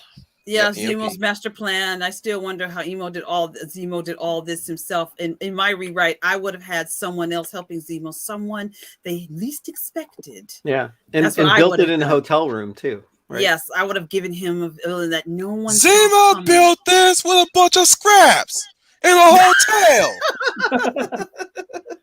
I'm not sure, Matthew Flynn. I haven't thought that far ahead yet. I'm sure Boomer and I will come up with something probably before the show's over. Jungle Books? Oh boy, Jungle Book. Probably not the Jungle Book. Here it comes again. I like Jungle Book. Man, stop making that face. I would have had Zemo because why is it? How can Zemo do all this himself? I don't believe it. There has to be a puppet on the string. So safe words, please. At the end credits. I would have had this is him under the power of the winner, the power of those implants, making him do these things. You have to remember before he started reading that I said safe words, please. I have to say the words that they used to get him in that state are interesting because we have 1, 9, and 17. Bucky was born in 1917. Yeah, we got Freight Car, how he died in, interesting. World War II. World War II, yeah. He got he fell off the freight and then we car. have Homecoming, which is the Tom, the upcoming Tom Holland, yeah. Foreshadowing. That was the following summer was Homecoming. I remember that, yeah. Because he does his home video of the events of Civil War. You get to see his home video, like from his point of view. Yeah, we get to see that. Those are fun. I remember that, yeah. Now, I say those were dumb. What? Him filming that whole action scene. The whole time, well, it was, it was. No, that was dumb. I'm like, you seriously are recording this in the middle of a fight? It's what kids do these days. Come on. Yeah, but this is Peter Parker we're talking about. I'm just saying, this is like Peter Parker would take things serious. Yeah. Doesn't mean I gotta like it. The comic Peter Parker, right? Yeah. Doesn't mean I gotta like it. So I don't know. This is a bit of it. Here we have Winter Soldier, on the run again. because Zemo loosened him up, put him back into Winter Soldier mode to have him attack, so they would go after him and stay. So I'm sorry, muscles got me thrown off. Okay, Winter Soldier in here so that Leia, pick your jaw back up and let me take over.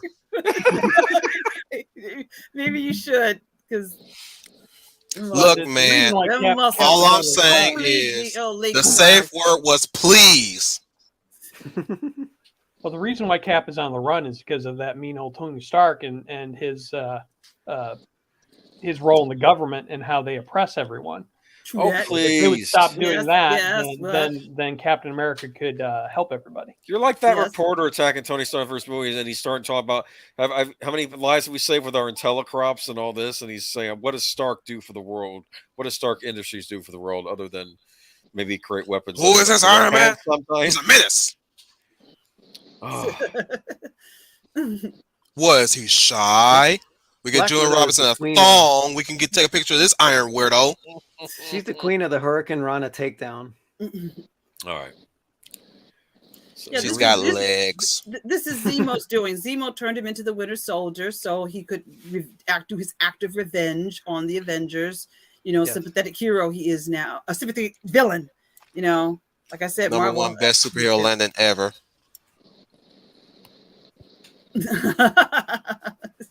Boom, boom, boom. Yes. How you guys know what it's like falling down stairs? No, those scenes got to be so hard to film. I'm just saying, like, has anybody ever fell down the stairs before? I have. Ooh. I have 5 times in my lifetime. I was lucky when I did. I think the first 3 was fun. Gentlemen, I would like now for us to have a moment of silence so I can enjoy all of the fineness that's about to come up right now. That leaves you have to mute yourself. Have mercy. I will mute myself. Take my shirt off. I have.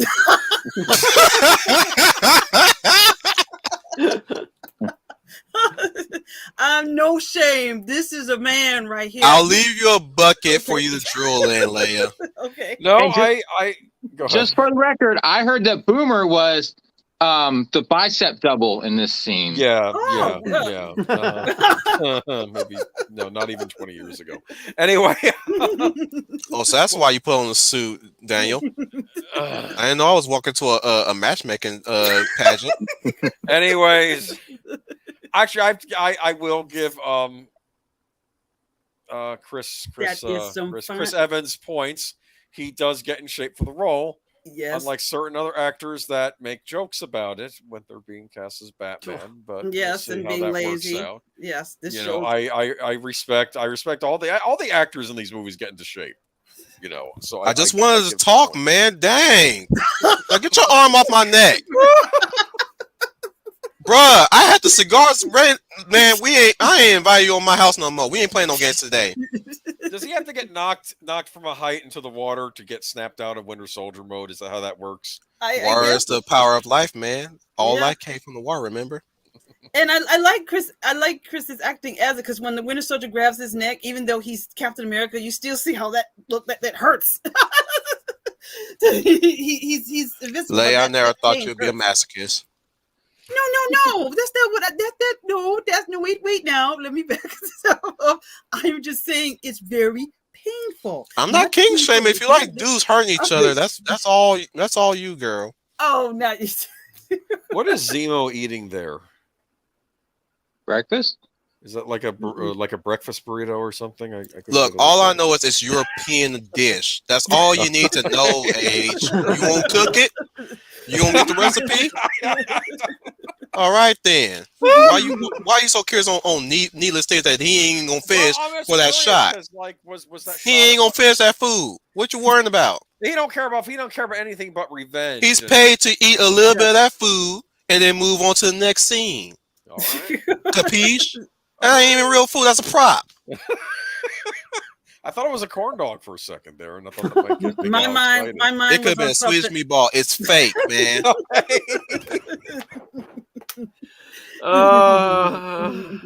My mind was not on what he was eating. My mind was someplace else after that moment. But continue, Daniel. Sir, I have a question for you. what you got? Were you in high spirits when you thought about I'm inviting Wolf Mia on my stream? Do you regret your choice at all? Well, I will say this: there's no way my phone battery is going to last for 4 hours. So Now, you can always come into the back watch, and I always clip my streams. I try to sometimes. now look, this is where he's saying, "Hey, I'm your friend Bucky, the guy you grew up with." Mm-hmm. I actually Yeah, like but I that still gotta scene. nail your arm down so that we can talk first. But You I did grab me my neck, man. Last time we talked to each other, you grabbed me. That's a I ain't huge gonna forget vice. that. But I think it's sweet that when he asks him, he remembers his mother's name, and what he wore newspapers in his shoes as was a kid. It's so Bucky. that tells you that that's Bucky. That's the Bucky he knows, and he knows is a good man, and that's who he's fighting for because he knows that man is good, and he's down in there somewhere. Not It's like Luke this guy. Skywalker in Return I'm just of the being Jedi. funny, Leia. Don't take me serious. Oh no, I'm not. Well, Well, I know whatever. where you I'm go. serious. That what's going on here? Who's he about to? I ice just still here? remember a time my friend restrained me so we can have a heart to heart. It's a bro moment. I know it's a bro moment. Okay. You know, you do that for your boy. You restrain your boy so you can have a heart to heart because you know he's very impulsive. Cool. We could have had a chick, Winter Soldier there.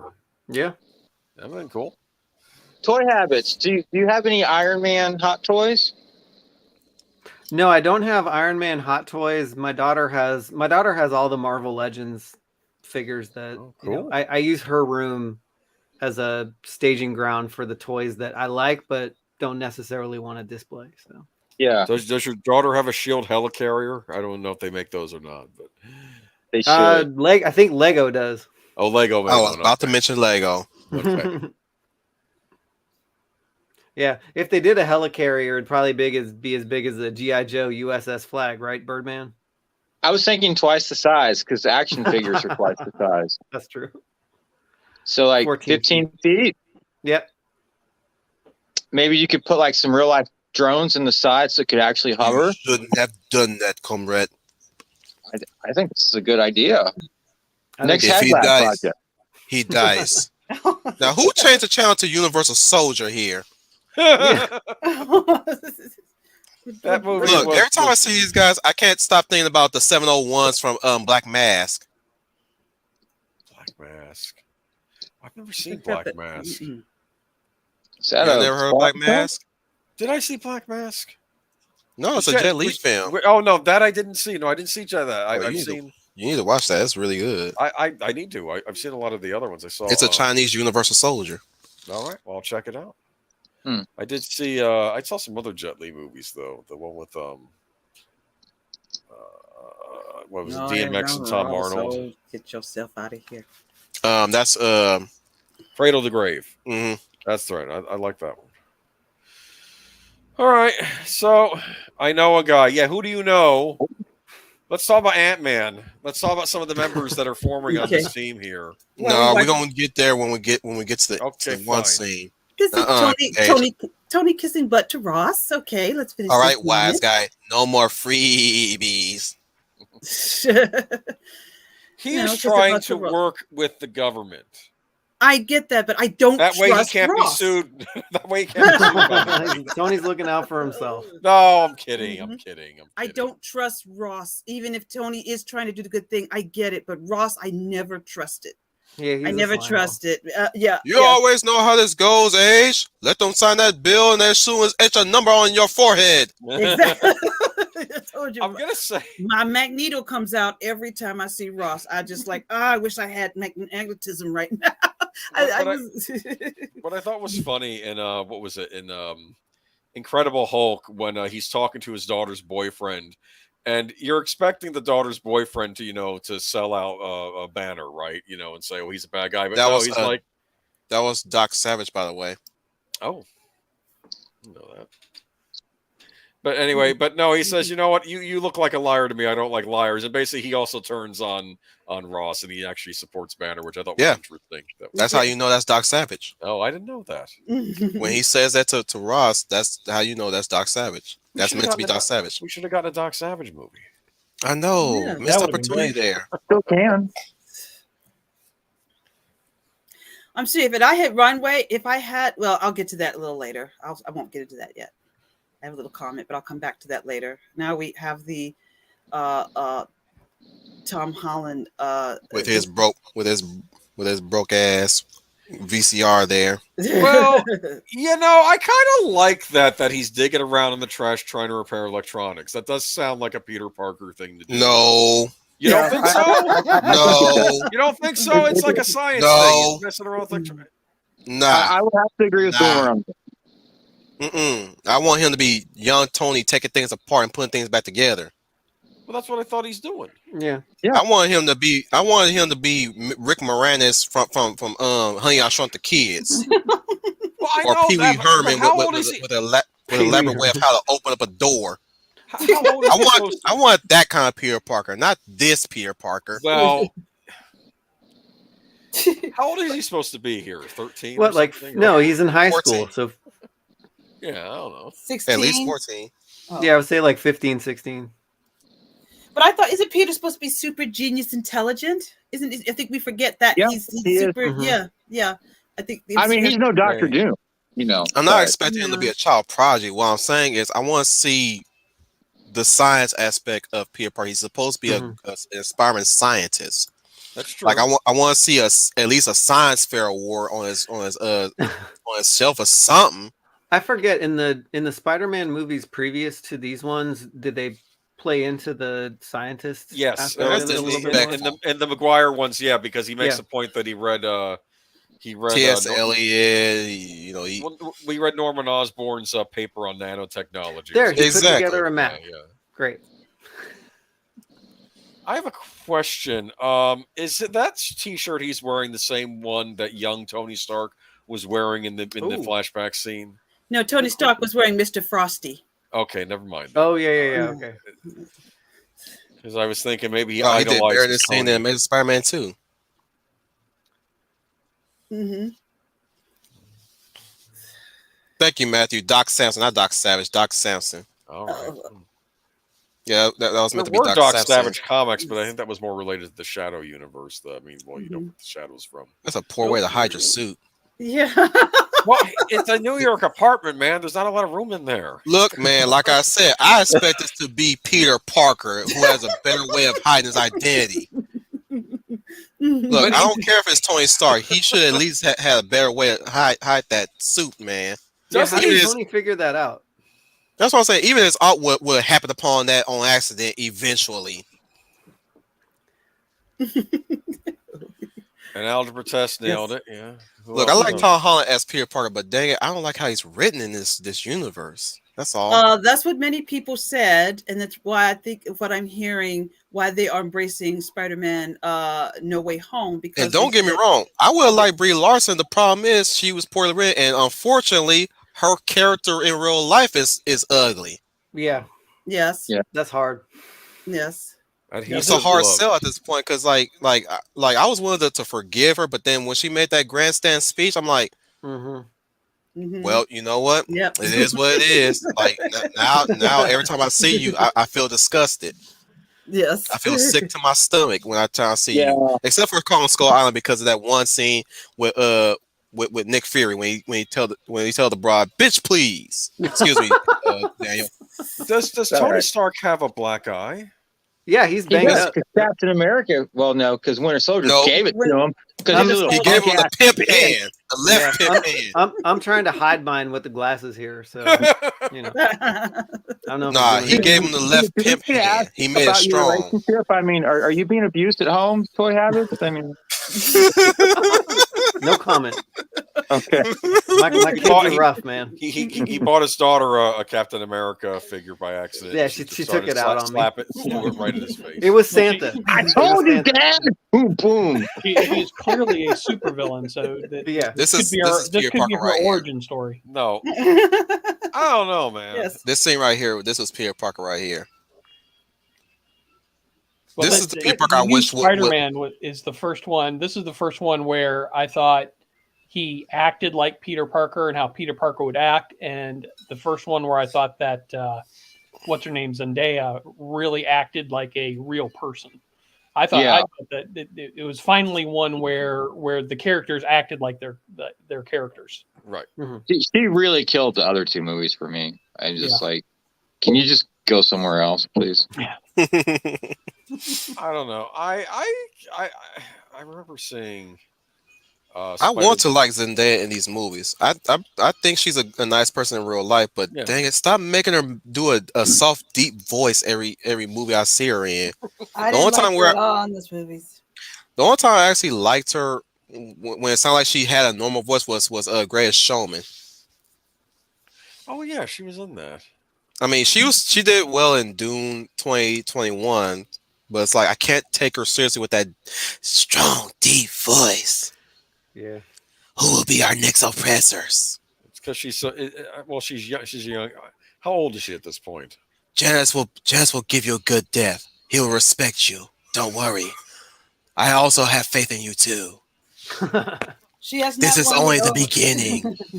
She has not won me over yet as an actress. But she did fine in Dune, but in the Spider-Man movies, I didn't care for too much. Maybe how she was written, that could be another factor because I couldn't stand her character. But I will see. But I just never. Okay, so we have Flint here, right? Yeah. Yes. Loki's henchman from Avengers. Shut up. He was under the spell of. I know Loki. it's always something. I'm brainwashed. Yes, so, brainwashed me. So I did say I was going to mention here and there about doing comics and stuff. I like to think that this is the Punisher recruitment here with Flint. Yeah, makes sense because he's a loose cannon mostly. Yeah. The Punisher recruitment. In the comics, they recruited the Punisher on Cap's side. Oh yeah, I forgot. And the only reason why they brought him in because he has no problems dealing with people. He has the government just the same as Captain America, but he's not going to be killing people either, though, for the first time ever. Well, see, that's that. Because I was saying, well, like I said, might be right. They Tony go gets Spider-Man and they go get Ant-Man. I'm like, they couldn't think of anybody else, but okay. Jeremy Renner would have did good in Cobra Kai. Yeah. As Johnny Lawrence, if they didn't get what's his name back. Mm-hmm. If Daredevil had still stayed on, I think Clint would have been good in the Daredevil series. Yeah. I would like to have seen that. I think that would have been really be great between him and Okay, now let him go. Now be a good dog and sit. Go to sleep. Give him a sleep. Go sleep. No.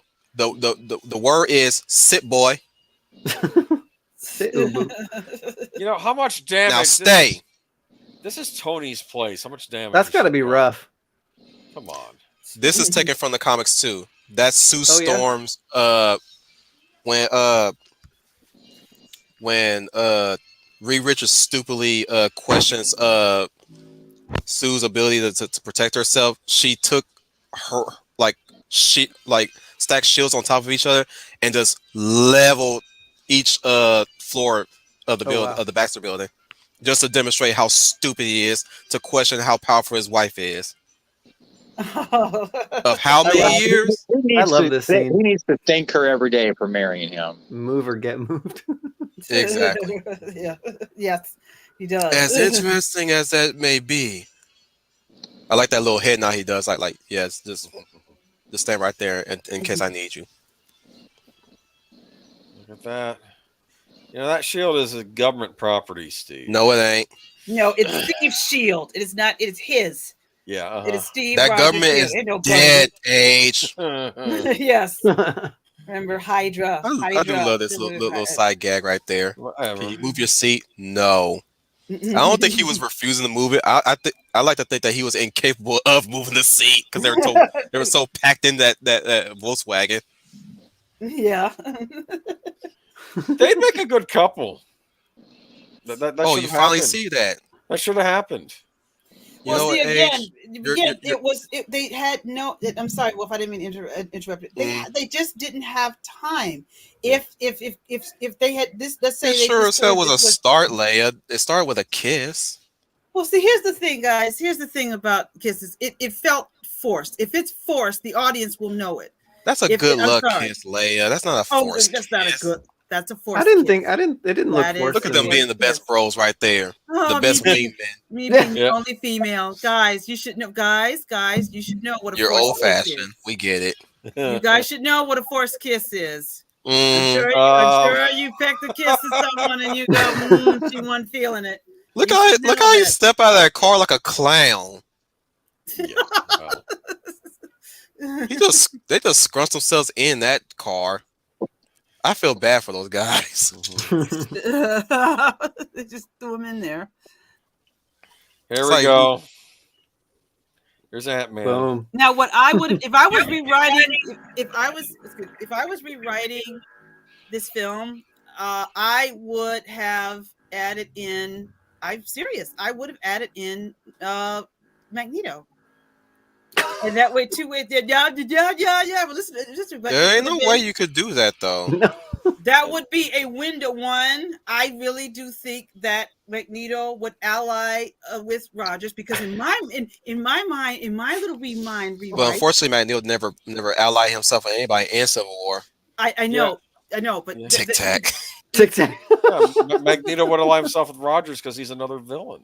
But I'm very sure. No, I'm very sure Magneto would not like Ross, so he would need Rogers to get to Ross. So I'm going to have to align with him. Ross ain't got no beef with the mutants, though. That's the thing. That's why in my rewriting would have been. I get it. Behind the scenes, while all this is going on, Ross is secretly realizing that the mutants are starting to take into shape, and we've got to shut this down. So that's what I would have done. So it's kind of like me combining the story. All right, Age. Let's hear what you have to say about this. About X2 what? into this. I'm ready to take your argument down right here, buddy. Take what argument? What's the argument about which team is correct? Iron Man. No, you want to shade on Captain America's questionable makeup of the ally. Questionable allies. Okay, you have Ant-Man, who, let's be blunt, he couldn't hold down a job at a Baskin Robbins. Oh, good. And then he only gets his soup by trying to rob a place. At least he ain't got no dog or war dog next to him who paid his suit. You know, War Machine's a good guy. Come on. Yeah, sure, right. He barked like a dog, both looked like a dog, played wag his tail like a dog, pant like a dog. He is a dog. Listen to me. He has his own. He works for the government. Okay, next. What? Well, they should have found a better Natasha? actor for War Machine. No. Who's the next questionable character in Captain Hawkeye, obviously. At least he ain't got no international spy who can change allegiances on a whim. Listen to me. Yeah, She I owned up to don't that think and said, Hawkeye "You can be go any more public." questionable than Black Widow. No, She changed allegiance right in the middle of the movie.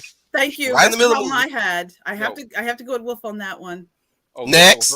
Okay. No. Let's move on. Next. Keep it going. Let's go. Are we talking about Captain America's side? Let's see. Who else we got here? We have who else is on Captain America's side? The only person you ain't got no problem with, Falcon. No, Falcon. Falcon's all right. We like Yeah, Falcon. because he's not no child soldier in this scene right now. Okay, Bucky. Let me tell you something, Bucky. Don't get me started on Bucky. Winter Soldier. I just told you. What? You don't see no child soldiers He on wanted to try Captain when he got America's kidnapped by side. Hydra. I'm sure he had cyanide in his tooth. He could have bit down. Say what you will. I don't see no child soldier on Captain America's side. Oh, Spider-Man. Oh, please. I'm still saying that the please. little man is going to school one day and he's recruiting a fight that he ain't supposed to be in. Hey. That is a child soldier conditioned to fight a He is superhero. a teenager. He is a child soldier. I don't care. Is a 20th century invention. Come on. Y'all can try to throw any argument about how he's not a child soldier. He's a child soldier. They don't know he's a kid anyway. Oh, they know he is. Who? Come on. Who's Look, Wanda? Let's talk about Wanda. He's 4 foot nothing. Shrimp Lingley. Shrimp. Oh, you want to go foreign relations, huh? Look, Black Panther ain't on nobody's side here. He's on his own side. He is siding with the people who's going to take him to his target. Once he kills Bucky, He ain't got nothing to do with the Sokovia Accords right now. He gonna move on. He's gonna see the Wismas, Tony. Black Panther is. I'll tell you right now, if Steve talk it out with Black Panther, he gonna change allegiances too. No. And what did he do at the end? What did he do at the end? At the end, he just didn't Black Panther ain't got. Your argument is invalid. No. He ain't got no question. I'm telling you right now, all Captain America's people is loyal. It's on Tony's side. Yes. Not Tony's side. The only person that's loyal is Rhodey. Oh, and let's not forget, he still got Rogue AI on his side, and that's serious business there. What? Oh no, Vision. Vision is. You know, he may have a full body. A little prejudicial to artificial intelligent people. I watched Terminator, man. I see how this goes. No. Vision's a good guy. Ultron was bad, and I don't want to hear call this. Him Rogue. I think in the comics, Wolverine was on Steve Rogers' side, I believe.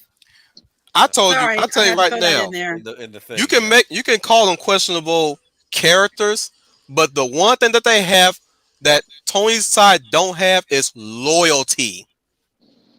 Agreed. Each and every like Spider-Man, he can run off if he gets too scared. Vision could walk away when he calculates that it's unnecessary for him to participate in this fight. Oh my goodness. Well, listen.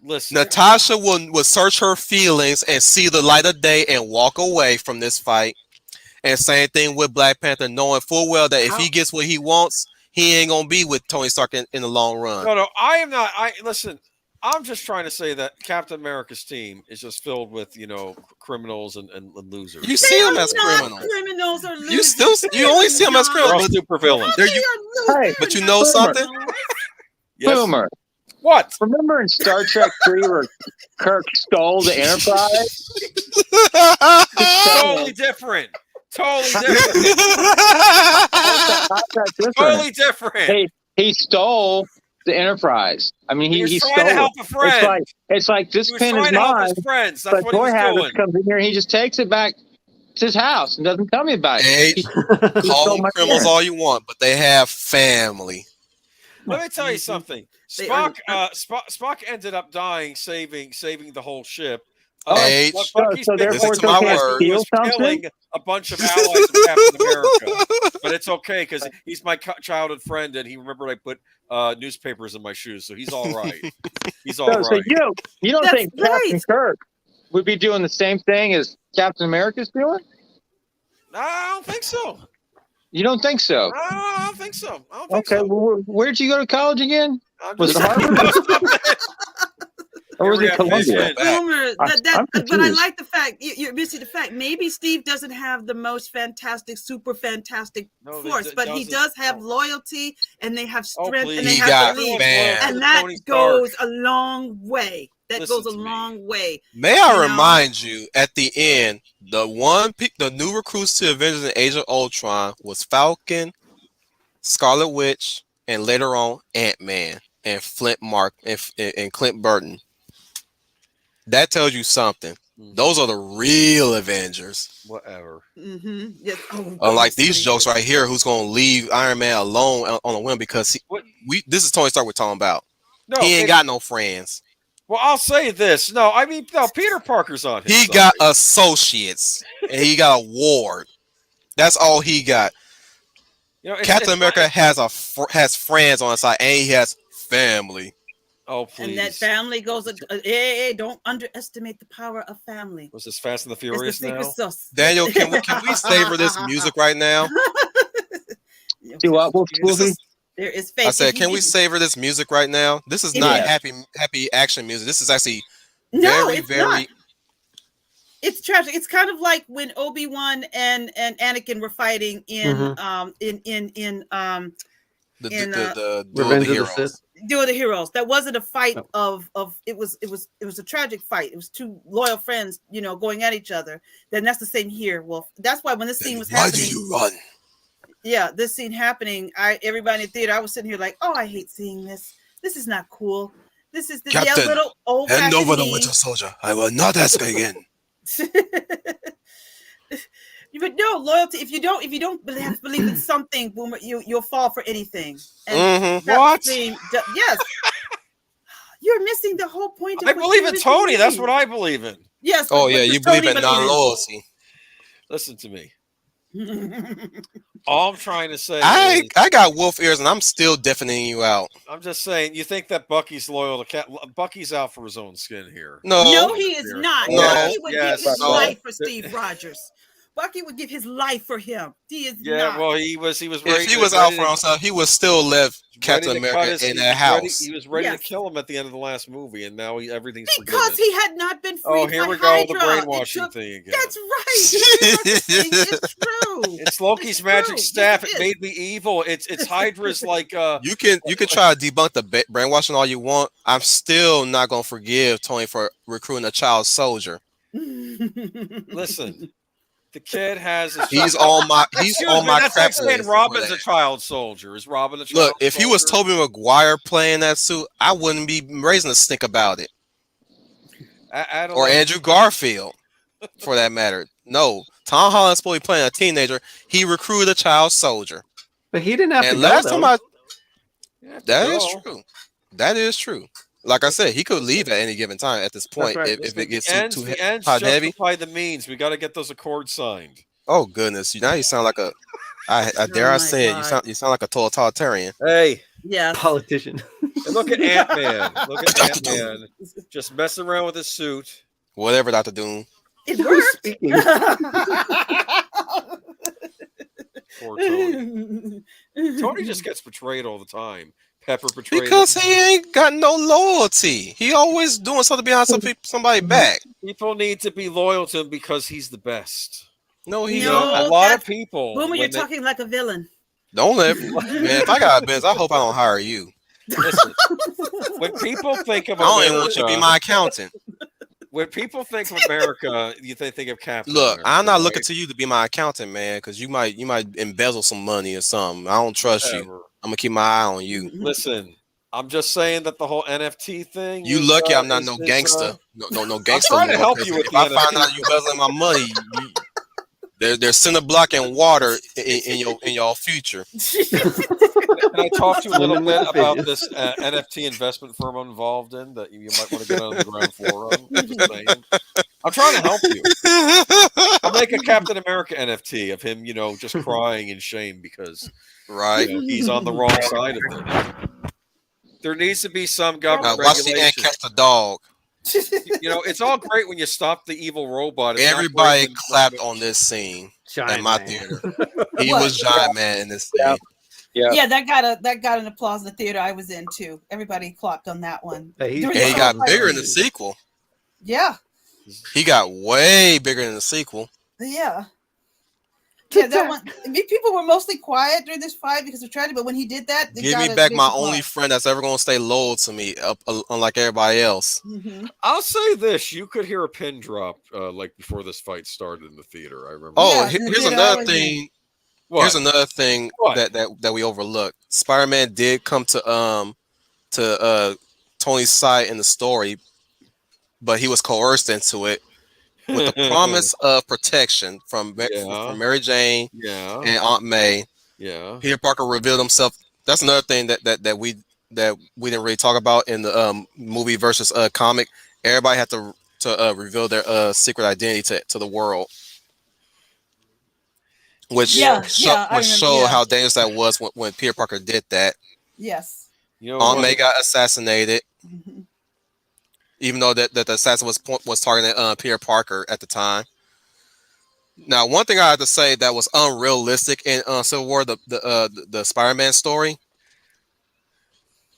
I find it highly unrealistic that Jameson would fire Peter Parker after finding out that he was Spider-Man.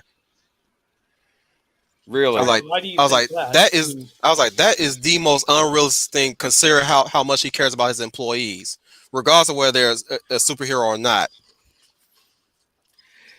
So if he had found out that he was Peter Parker, I'm sure this scenario would went as thus: Parker, you're a treasure to the city, but I'm still gonna write something bad about you anyways.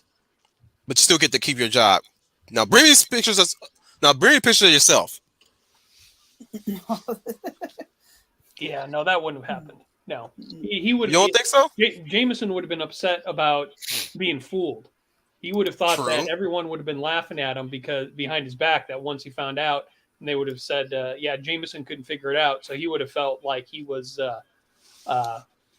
being laughed at by his employees and everybody else because he couldn't recognize Spider-Man when he's standing right in front of him. I don't think he would fire Pierre though. Yeah, I think he would have. I think he would have demoted him. Rhodes was doing some damage to Scarlet Witch there. Well, I think he would have fired him until he found out that he was losing money because he didn't have Spider-Man pictures anymore. Then he would have hired him back. That I believe. That I would believe. I find it hard. I'm just saying, like they. I just felt like that was trying to make Spider-Man's life a little bit more bleaker than usually is. Unnecessary bleak. It's like Jameson is loyal to his workers. I don't think he would ever fire Peter Parker if he found out. I mean, he fired Eddie Brock. Yeah, but Eddie Brock was a scum. Well, yeah, but he was his scum. True. Red Hulk, maybe Ghost Planet. Maybe it would have been a good idea. Red Hulk. I wonder how they would have done that. All right. Like them anyways. I mean, he could be in She-Hulk. Yeah, they still keep him around. Yeah. Go ahead, Leia. That's possible. No, I was going to say that it was in the MCU, Wanda's the strongest, but I said I would debate that with the Dark Phoenix. I always thought that when Jean Grey became the Dark Phoenix, that made her the most powerful. I guess that would make her the most powerful mutant. But can you imagine the chaos? You know, if you had the Dark Phoenix with so who's reference here? Some ally. He panicking already and everything. Who? Spider-Man. Well, he's a kid. I don't care. Now who's making? He's got spider sense. He's going to get told on to Aunt May. Of course, he's going to lay down. He is trying to be a mentor to young Peter Parker. He sees something special in him, and he's saying, "You want to join in on this fight?" Poorly portrayed Spider-Man. Yeah, and you mean to tell me it really wasn't until this third movie that I was like, yeah, that's Peter Parker, and that's how Spider-Man would act. I'm like, Tony, you mean to tell me you couldn't make that suit insta-sealable in the mask area? All that tech, all that Stark tech, and you could not make it like glued to his neck. I mean, Batman got contingency plans for his mask. That's Go ahead. Oh no, I was addressing Matthew Flynn's point. Matthew, that's a very interesting point, isn't it? Two British actors had to portray American Peter Parker. What does that say about us as actors in America?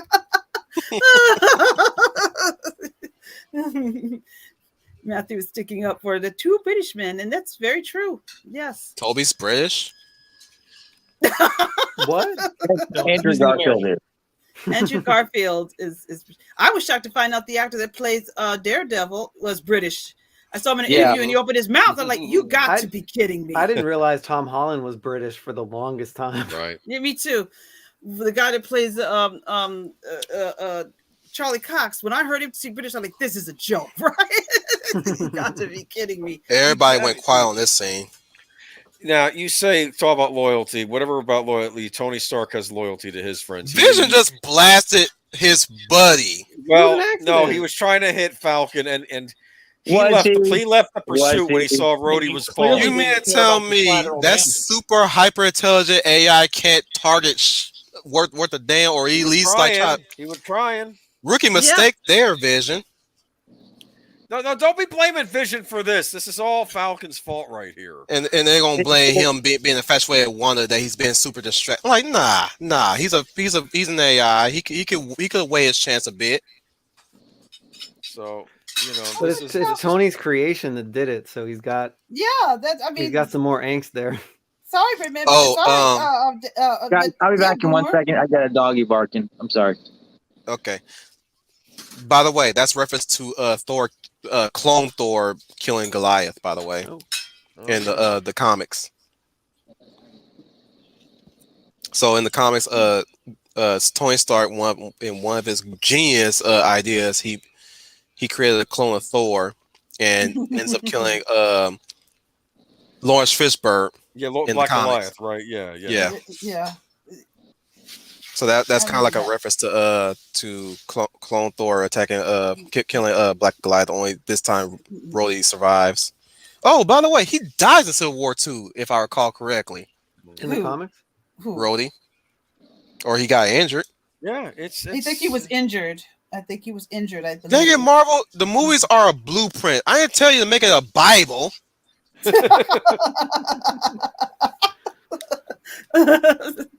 Well, there's some deviations in this. For instance, Bucky has nothing to do with the. And here it's about Bucky, but in the comics it's the Accords. Bucky is nowhere to be found in the comics. He's got. Well, they never tell you what the Registration Act is supposed to be about. This one tells you what the Accords are supposed to be about. Yes, that's the problem everybody had with the Registration Act in Civil War. Everybody know the Mutant Registration Act. They know what that's supposed to be, but nobody can never tell you why there's a Superhero Registration Act, what it entails, what are the downsides or the benefits to it. Oh, right. Other than you have to remove your mask, unlike some real life instances of happening right now, which I'm not going to get into. And out of respect for Daniel, do we like Vision's costume? I did. Yeah, I didn't have a problem with it. It looks very 70s. The problem I have though is that these days some of these suits are getting far too overly designed. Yeah, too much. And I agree. And the Eternals was a nail in the coffin. I was like, ugh, that just looks like color crap. Color feces just thrown on them. One of the things is we like to see that we want to see them in their costumes, but you don't have to go so over the top because that's what a lot of fans have come to see. They want to see you fighting. Guardians had a nice blend of the design and the colors, really nice. And it's like I said, it seems like these days as the movies kept going, it's like there's too much to focus on their suits. Yeah, like Spider-Man's suit is a prime example of that. Like every movie, it kept getting more tech, and then all the stuff more detail. Out of it. Yeah, too much detail, especially the Iron Suit. I was like, goodness, that's an explosion of colors right there. Yeah. You know, is it Zootopia? Are you still there? Because you're the Spider-Man. Yeah. Did you have any? We've been yapping, but did you have any comments about Spider-Man so far in this particular chapter in Civil War? Did you like that he was added? Was it the Spider-Man? Let the man breathe, Leia. Oh, look, this is like. Well, I remember when he first showed up in the trailer, and I was so excited because the costume looked a lot more comic book authentic rather than what Andrew Garfield's looked like. Andrew Garfield looks like it was done by a heavy metal band rather than the first movie, right? Or the second. Really. I mean, both of them. I didn't like.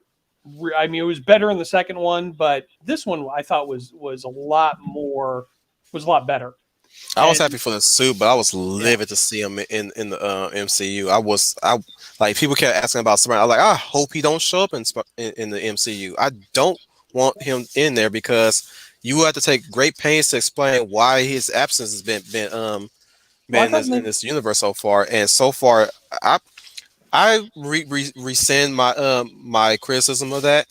Yeah. Since then, after this movie, Homecoming kind of alleviated that a little bit.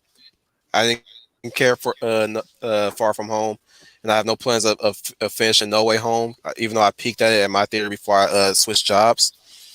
But you know, it to me it is what it is. But it's like I'm happy for Tom Holland having the pleasure to make sick little kids happy by appearing at their at their hospital in his Spider-Man suit. That made me smile when I saw a clip of him visiting sick little children in Spider-Man suit doing his gymnastics because he's a gymnast.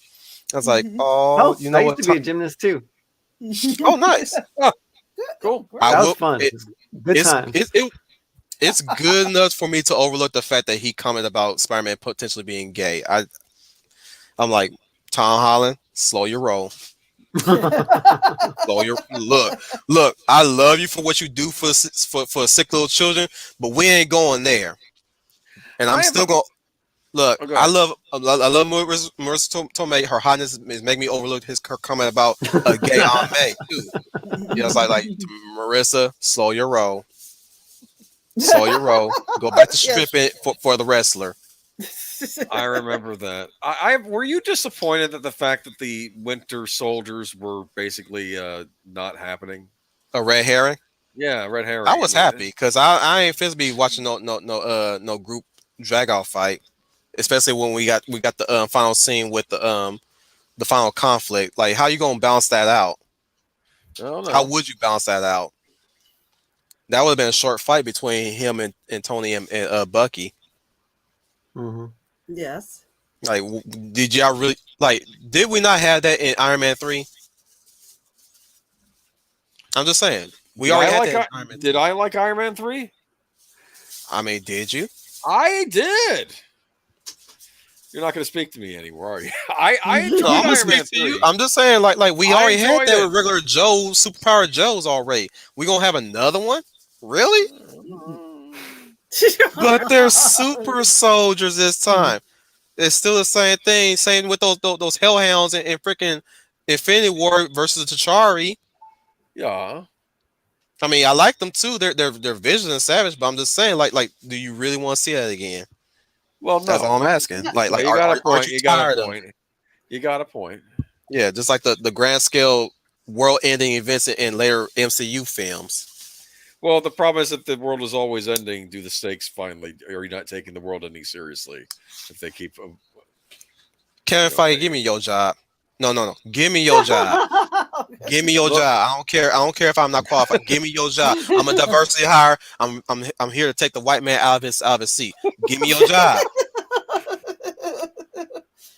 I gotta get an idea how you're gonna rewrite change a lot of things. And I don't mean that First of in all, a good way. Eternals is gonna be its own separate universe. That ain't the MCU universe. Well, see, now I agree with you, but if you're going to now Chloe Zhao can destroy the planet. Oh, in her second film, if she wants to write a second film. I wouldn't let her loose on a second film. The Eternals, the problem with them is I would have introduced them either in Guardians 2. I introduced them in their own universe. Because if I were rewriting, if I was allowed to come in and do some rewrites of Endgame, and they were allowed, but one of the things I would do was introduce the Eternals somewhere in Guardians 2 and then bring them back at an end credit scene of either Infinity War or I take out that Captain Marvel in credits garbage, and then I would introduce the Eternals somehow and have them come down to somebody and say, you guys need some help. And that's when I would bring them in. And then maybe bring them in somewhere at the point of include them into the story, into Endgame. So Endgame would make more sense since they're dealing with Thanos and things out of their control. I wouldn't put them in Endgame. Somewhere where I would put them in there because they're going to need some help since they're not to that level that they need. That's when I think I would bring in maybe not all the Eternals, maybe one or two. All I'm saying is remove all of them, remove Captain Marvel, and add in Adam Warlock. Yes. Okay, I can see that. Adam Warlock would have been great. Yes. And the only reason why he steps in because one, he heard that the Guardians are back and he needs to deal with them, but first he's going to deal with the guy with the freaking glove on his hand. That makes sense. I agree with that. That makes sense. Because we really need something to follow up on Guardians Volume 2, and we ain't seen nothing of Volume 3 yet. Mm-mm. They're doing Volume 3 and they're doing a holiday special. Wow. Oh, do we really need a holiday special? I don't know. No. He's joking. I'm just saying it's a bad joke. I'm not joking, but anyway. Oh, you're not. No. So you suck at being a clown then. I'm just saying. That's what they said. You'll see. I don't want to go to any of your stand-up age. If this is your comedy. Whatever. Anyway, look, you can't be my partner in crime if we're gonna go take our road trip, our improv comedy road trip, man. If you're gonna keep doing awkward comedy right now, I'm just saying, man. You and I would not work if you keep that awkward comedy, dude. I'm sorry. I don't want no Amy Schumer as my teammate. I'll keep it in check. I want Lisa Lampanelli. If you gonna roll with me, you gotta be in Lisa Lampanelli. All right, Not no Amy Schumer. I want you to be filthy, like filthy. Okay. Let me spell it out in the ghetto version. Filthy. You need to be filthy. That's my golden one rule if you're gonna roll with me in comedy. Be filthy. I'm talking about go all out. You can say whatever you want. And if people leave the seats, that's good. Because you wanna know why? They ain't getting no refunds. Oh God. You paid for this, you sat in it as long as you can, you got what you paid for, no refunds. They take what I give them. Is that what you're saying? Exactly. And you ain't got to worry about people throwing cans at you calling you a white dude, because I'm gonna be we're gonna if that happens, we're gonna initiate get behind the darkies. I'm worse. I'm a ginger. Daniel, is my comedy making you feel uncomfortable yet? No, you're fine. At any rate, no credit given to Tony going there as a friend. Before you finish that statement, Age, I'm gonna tell you this right now, Daniel. I think this is gonna be your best stream to date. You probably gonna get a lot of views because you had me on here. Because of the outlandish things I've said thus far in this stream. We're gonna have you on for Iron dropping Man. gems. Now, look at this, Tony. Coming in Fine, peace. we get to talk now. Because he found out the truth that Bucky is innocent. Well, it's hard, I'm just saying. Yeah, here we go. You just So we're talking now. We're not fisticuffing now. We're gonna talk now. Finally, let me sit down and have a drink with you. Then I heard that was your vice. I like how lax he is right now. Who, Tony? Mm-hmm.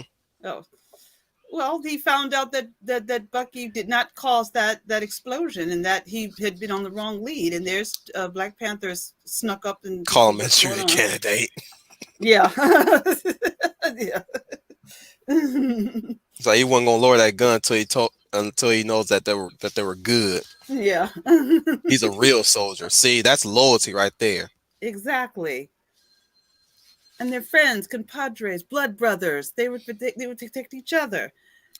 Steve's not gonna let anything happen to Bucky, and Bucky's not gonna let anything happen to Steve. They would give each other's lives. Can we appreciate Sebastian Stan's gun handling? Can we appreciate the fact that Iron Man 2 and that's not a light rifle. That's a heavy ass rifle. Mm-hmm. I've Look how he brought it back up. I've handled one of those in a gun store before, completely unloaded, and he's got a casket magazine in that. It's got like 100 and something rounds in it. It's heavy as all get out. He did his homework. I read. He really did all he needed to do to prepare for the part. So that's he took everything. He took it very seriously.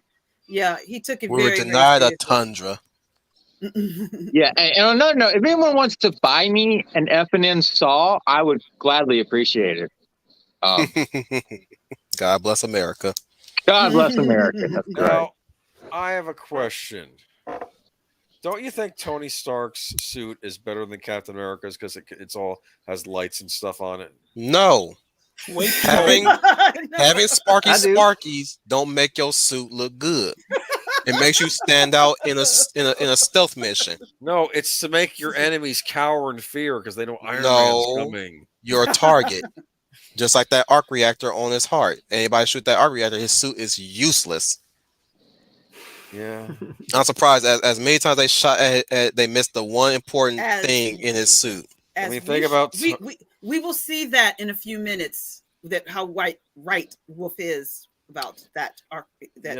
Shining lights make you stand out in a stealth mission. Whatever. He should have omitted the lights. He's trying to be flashy too much. Hey, the ego crowd much, like Tony. Yo, ego gonna get you killed. Crowd likes it. I gotta tell you something too. Tony, he's a self-made hero, whereas Captain America just got shoved in an egg cooker and came out. That was not an egg cooker. Yeah. No, he did not. No, he's self-made hero. He joined the military. Ain't that self-made? If that's not self-made, I don't know what it is. The scientist. He was born with what he was. He's what the other Avengers have to aspire to. And if that's the case, Bucky is a self-made hero because he joined. Wait a minute. No. He You're didn't saying join. He was taken. He didn't join. They took him. No, he joined the military. Oh, true. They wouldn't have taken him had he not joined the military, but he's still a self-made hero. Uh-oh. What are you We're seeing the scene, the heartbreaking scene. Tony gets a tragic origin. I have to. Has his life not been tragic enough? What do we see on the screen here? This is like a Batman origin. Well, I have to remind, like Wolf said, this is not in the comics, but I know this was done for the film, which I hated because it villainized Bucky. And again, Bucky is not a villain. He did that though, because we need to be reminded that he did do terrible things. I'm a concede on that one. Well, he's killed. Was it him? It's not his fault. He didn't do it out of his own will. But like I said, his own will. True, he did awful, terrible things, but it was not on his own will. He didn't willingly do it. But it does tie into to Stark, and it ties into the MCU really well. How things it really shows how people are really back then. People really cared about what goes back to what. Yeah, I understand. It upset me, but I understood why story-wise it had to be done. So I understand. Well, it upset you. That's good because it gave you an emotional high at that point. Yeah, right. That's what he used his real hand this time. He didn't use the pimp hand. Steve knows. Actually, I'll say this. I feel bad for Steve here for all my controlling. He knows Tony's about to snap. Yes. Tony. And now he's like, "Why are you grabbing me?" You knew? Yeah, I knew that. I understood. I understood story-wise why it had to be done, so I didn't argue it. I won't argue it. For all my complaining about Winter Soldier, when he's on the plane, he says it wasn't me, but I did do those deeds. He does admit that he did do them. Like I said, this all started because he has mommy and daddy issues that he didn't get over. Yeah, true. Well, he might have gotten over them as his parents lived, and maybe, I mean, we still would have got the same result, but like, really, dude, you still would have resolved your mommy daddy issues.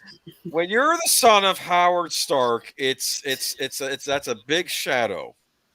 Even Captain America liked Howard Stark. They respected him back in the day. I will say this: it sure does make us see Iron Man in the dark while in this dimly lit area. That's probably why he's got the lights. Mm-hmm. You say something, Toy? Toy habits? I think Daniel disappeared.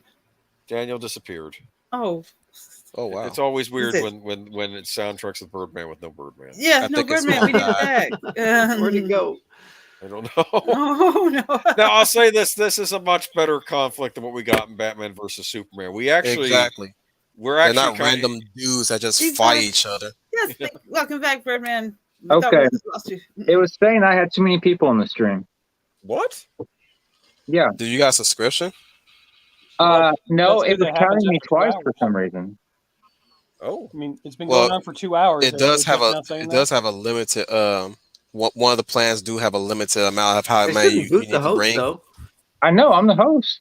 Yeah, I should have got booted. You should boot me. Remember, I'm the black guy. I'm the black guy. I usually get booted. No. Yeah, I don't know what's up with that. I thought you had a limit of 6 if you're not a subscriber, but maybe I'm wrong on that. I thought I read. Yeah, in the basic plan, you're supposed to have 6. Yeah. So, I don't know. StreamYard has been changing lately. Yeah, they've been doing some weird things lately. They've been doing some weird, funky stuff lately. I don't use StreamYard. I've never looked into it. What do you use? Discord? No, it's a software called Ecamm for the Mac. Oh, okay. I got a Mac. I have to ask this question: if Tony had succeeded and killed the Winter Soldier, do you think he could have lived with himself, or would he have been racked with guilt? Yeah, he would have. He killed Vanko. Yeah. He killed Obadiah Stane. No, but he might have. Yes, he did. I don't care if Pepper did it. It was per his order. So he, with the wave of his claw, he killed Obadiah Stane. No, that's not really killing. Is like, Boomer, you're just stupid. Bang, bang. Killing. Comes to my house tonight, and he's like, I want to take over Captain America act figures and throw him in the trash. and we get into a fight about it, come defending Captain America, and Boomer ends up, dying in the process. That's with him, He killed that guy on the plane on Air Force One in Iron Man 3. Remember, he says, and he also killed the Mandarin. So that because it usually heroes one matrix is you don't kill unless you're Ultra defending your life. So I wonder if King Combo. Yeah, this reminded me of like Killer Instinct or Monster Combo. It's like, this is for you boomers. That's Killer Instinct. Yeah, I remember Killer Instinct. I had that on Super Nintendo back in the day. Oh, here comes this coward. We need the Fogart thing for this one. When it started all this junk sitting out there like a coward. I'm glad Charlos came in and got him. Gonna take the easy way out. Title moment. Everybody cheer for this scene. That could be the poster. Yep. What this? Yeah, because that was lifted from one of the events cover art. Oh, yeah, that's true. Yeah. Only difference was Tony's helmet was still on. We get some growth. Yes, I remember that cover. Yeah. No, it was off in the comic. Mm-hmm. Yeah. We get some growth for Black Panther in this scene. Yeah, I did. Yeah.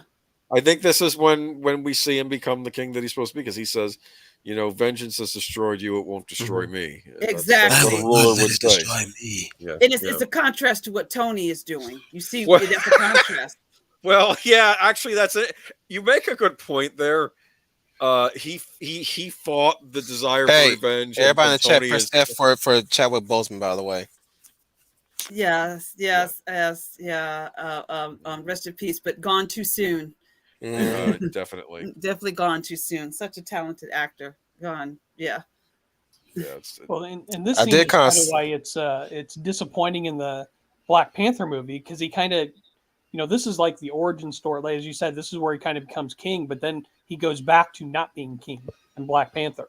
And he goes through another almost origin story, and it's weird because he's already had that. So why not? I've already spoke my rewrite, but I'll give you the cliff notes. My rewrite would have been the king has to get his subjects in line, because he's been newly christened in this movie, and now he's faced with a country that's doubting him, because now he's no longer on the warpath like his father before him. Yeah, that was more interesting. Like the duology between old King T'Chaka's reign versus T'Challa's reign, where he's now the king that waits in the grass like a panther, whereas T'Chaka strikes all the time, pounces. And they don't like that. They were more ruthless. Yep. The living are not done with you yet. Mm-hmm. Interesting. Yeah, exactly. It's very different than, because I would say again, the events of him going through this should have rolled over into Black Panther, but we didn't quite see that. It's almost like these events didn't happen. Oh, and Killmonger will not be a boy from Oakland. He'll be a warmonger in Africa trying to take over Wakanda. Well, let some credence to why certain tribes, if we were going to go with the tribes route, follow under Killmonger. But of course, Wakanda's a nation, so they're not going to let this warmonger take control of Wakanda while their king is stepping up. I can do this all day. Exactly. I can remember people. Okay, tell me something, Cap. Do you bleed? Well, no. Tony underestimated him. He underestimated, as we can see, that reactor. The next time you shine that arc reactor, shut it down. See, this the Iron Man. The Iron Man retires tonight. Should have said Martha. You're letting him kill Martha. Excuse me. Why'd you say that name? You got some unresolved mommy issues that you gotta deal with?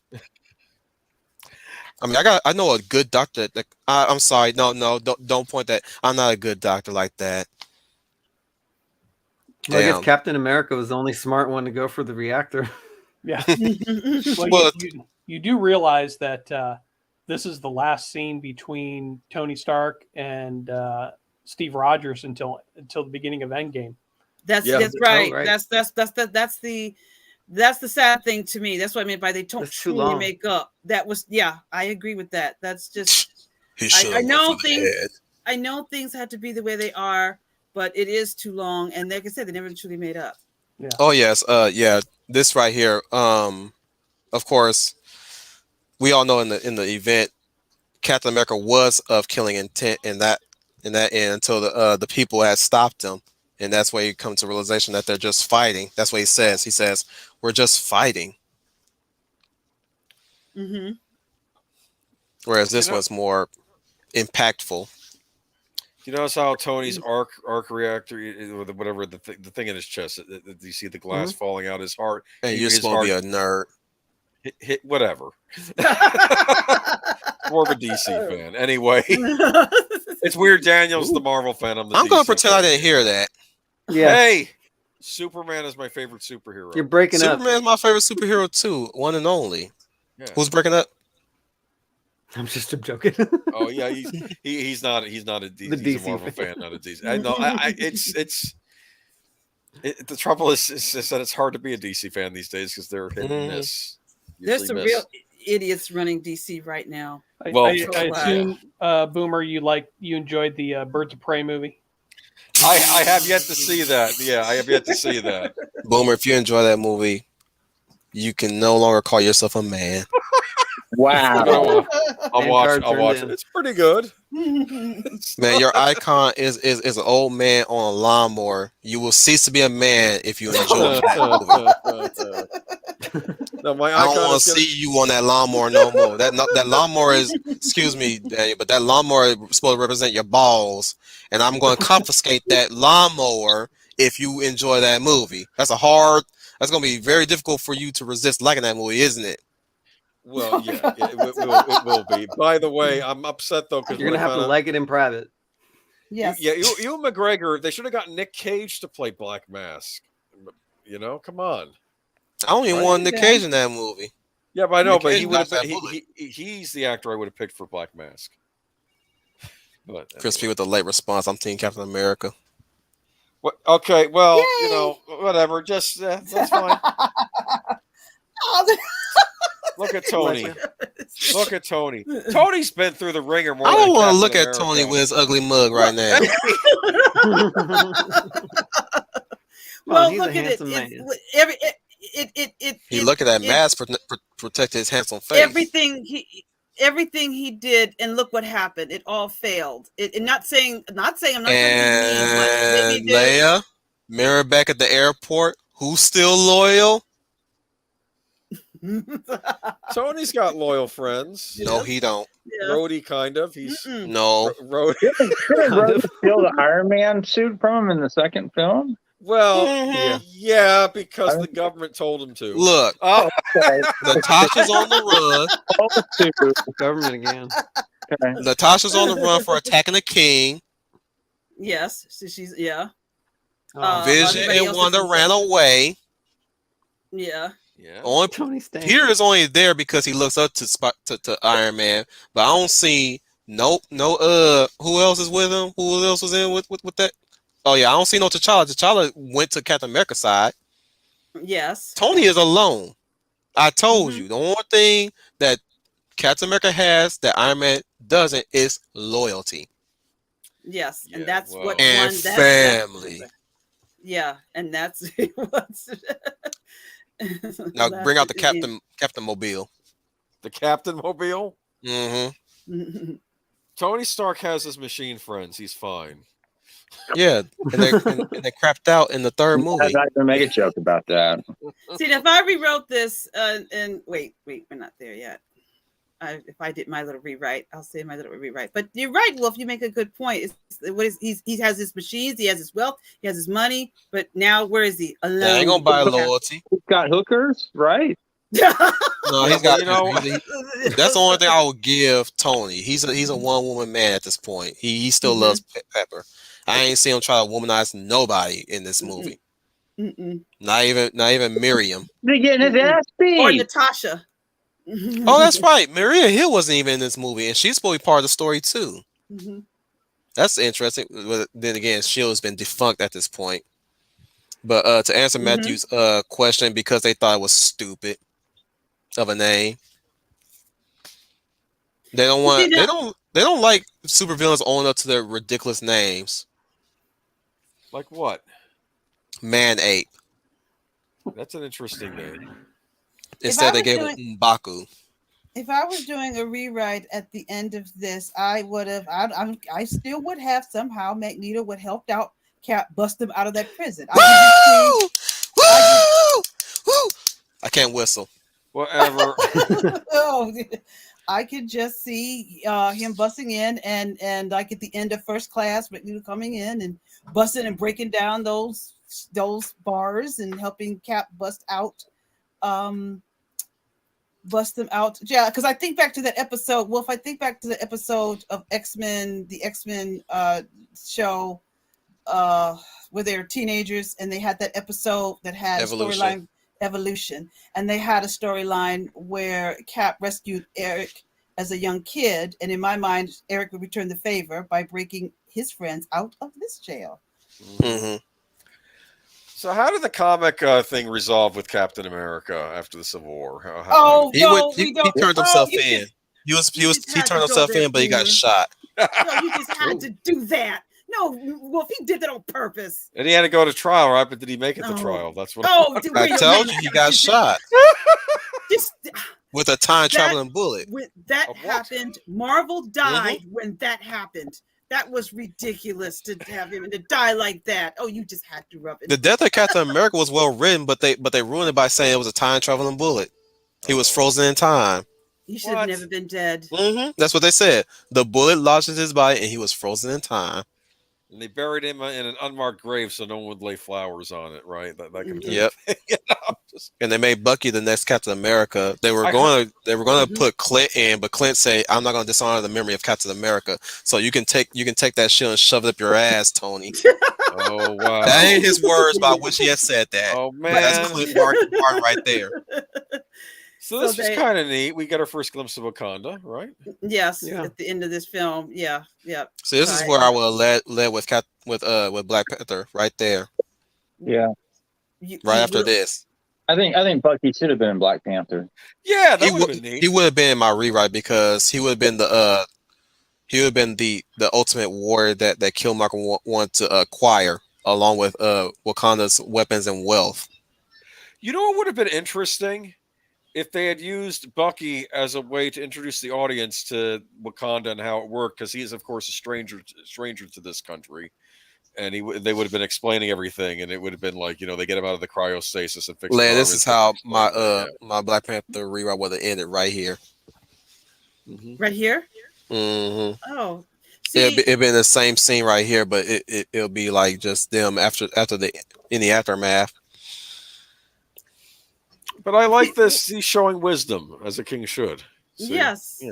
What I would have done is I would have, before we got into Infinity War, I would have given a Cap 4. Let them try. With Steve Rogers. I feel I would have had Evans done one more. That was his movie, because I feel like this is not really his movie. I would have gotten one more with him in it. A Cap 4 with him as Steve Rogers before we like I said, into Infinity War. We would cut right here, right to this spot, and he says, "Let them try, huh? We gave them an inch. They did not get a mile." Okay, I like that. That'll work. I like that line. Yeah, that would have worked. As corny as that line is. And then when we're like what you said, maybe Bucky could have been the window to Wakanda. That's why I wish there was a Cap 4. With Steve Rogers. One more before we get into the last films. We lost Toys. No, Toys is there. We lost Birdman. I'm here. Again? They booted the host again. What's up with that? Oh, I know. He's the host. Talk about the disrespect. That's mean. He got on his red wedding suit too. Anyway, I love StreamYard keeps kicking him out, but we're pretty much done here. But they're trying to get you the red wedding, Daniel. You need to get out of here. My bad is about to die, but So I got a question. I don't know. I think Daniel, next week you should pick a John Williams movie because you've been wanting to do another John Williams score. yeah. It's 1941 on streaming. Does anybody know? I wouldn't know. I don't know. Find out real quick. Like to rent? Well, I mean, I would just pay to download it. I'm sure it is. Well, you say that, and Showgirls. It's on Amazon Prime. Showgirls. Oh, cool. Oh my All God. right. Showgirls. Yeah, we were I supposed should to. not have watched that at 13. Yeah. Yeah, it's on Amazon Prime. I don't know what else it's on, but at least you can watch it from there. All right, cool. Or it says you I can still rent didn't it. even know what that movie is even about. It's a To this World day, One. no. Showgirls. It's about making young boys not want to look at women anymore. I think. Oh my God. Apparently, because the only person I was looking at was old girl that was like filling up on what's her face. I mean, And that one they do like Gina Gershon. they beat you over the head with everything in that film. It's just like, okay. Done by the funny. same guy who did Starship Troopers. Gina Gershon ended up kind of being the star of that film. It wasn't made That's for what I'm her, saying. but she ended up stealing the movie. Yeah, she became the star. Like it should have been her, not the girl from Saved by the Bell. Yeah, that's who it was made for. But Gina, she was the one that became the star out of it. All people Like talk she got about that was her. she got that shitting grin. Excuse me. She got that the hungry eyes for old girl and everything. Hungry Eyes. That's what I call them. Every time when somebody look at somebody with desire in their eyes, that's some hungry eyes. Like they want a My snack. dog always looks at me with hungry eyes when she's hungry, but But she sees your food. That's the difference. Animals see us as food, love making, and nuzzling. All right, cool. And pack making and all that stuff. Toy Habit. Humans on the other hand. You got a show tomorrow night, right?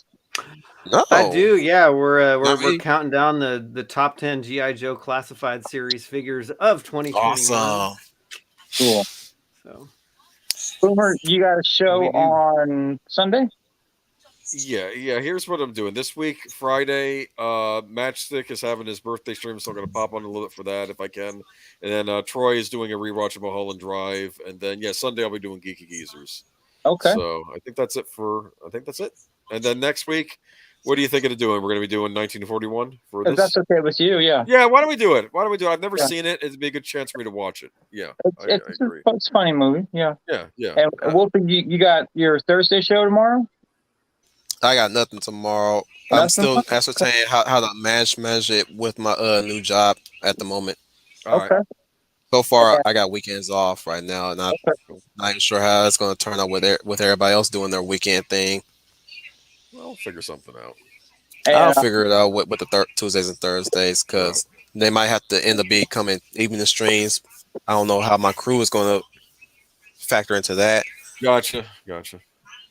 Leia, I know you're down for it already. You don't have to voice your enthusiasm. Yeah, But- my schedule's open. Princess Leia and Zootopia, they don't have channels because I don't know why, but they don't. So, they but should. everyone, sub to Toy Habits if you like toys. He makes some fine shows with his partner in crime, Larry. Thank you. Nice. Cool. That sounds like fun. Cool beans. All right. Well, Thank you everyone for coming on tonight. we had kind of our own civil war here. That's right. Hopefully, And the people age civil. lost. I Well, Dang we'll it, see Toy, about she didn't even that. back him up. I'm sorry, poor Tony. I just feel bad for him at the end, and it's You like keep saying that everybody you told hates us him. he had the best crew on his end, and look what happened. Ain't no loyalty in their You're spine. right. You have a point, especially Natasha. That line, Man, I'm not gonna say it on air. Man, they had the same loyalty as Toys here, who didn't even stand up for you at all. Hey, Toys was great. Toy, I like the story about his Toy daughter was and the Switzerland. character. Toy was fine. Toys was fine. like you, I can't believe y'all let all three of us beat up on age like this. Listen to me. Everything was fine. Plus, Zootopia was kind of on my side in the movie. He said he was. I'm not sure about that. Yeah, I don't remember that part. Exactly. like, look where Tony ended up at the end of the movie. Whereas Captain America went for his boys and girls. Yes. We'll have to revisit this again sometime. I don't know. We'll see. You don't see Tony ever looking for Natasha or Vision or even who else? Who else was on this? Oh, he looked. Well, he couldn't look for T'Challa because he, Wakanda airspace don't allow foreigners. Oh, look, I just saw the thing. Spider-Man will return, and he did. I mean, he know where Spider-Man at, but like, we ain't gonna have time for Peter Parker. Yeah, he's too busy getting drunk. Who? Exactly. Who's too busy getting drunk? Iron Man. Listen to me. He likes to have a drink once in a while. Okay. Like I said, he's the worst I like boss. to have breakfast every morning. So hey. You know something? Yeah, Look, unlike he Captain America. he ain't fit for business management. That's all I'm saying. Look at the want a business tall now. glass of, can I have a tall glass of milk? None of the booze, please. That's what Hey, Captain you're America. siding with a poor manager. Everyone, before my battery completely dies on me, I need to text Rebecca before I fall asleep. It's all right. All right, well, it's all right. We got to clear. Okay, so anyway, thank you all for showing up. We'll have you guys. Hey, whose show is this? Well, I'm doing it for Birdman because he's not, because I'm like Iron Man. I'm the leader. Okay. So. All right. Show some respect, man. Keep listening to Great Film Scores. Subscribe to Toy Habits if you haven't. Boomer and Wolf 10 and Zootopia and Princess. Y'all should do some channels too, so we can all get on y'all's channels as well. Thank you so much for coming by. We're all still friends, right? Yep. We're all friends. Yes. All right. Depends on how hard you. We're all fighting Thanos. Next week, 1941, often overlooked Steven Spielberg film and John Williams score. See y'all next week. Next week. Bye-bye. Good. Night. Good. Bye. Bye, y'all.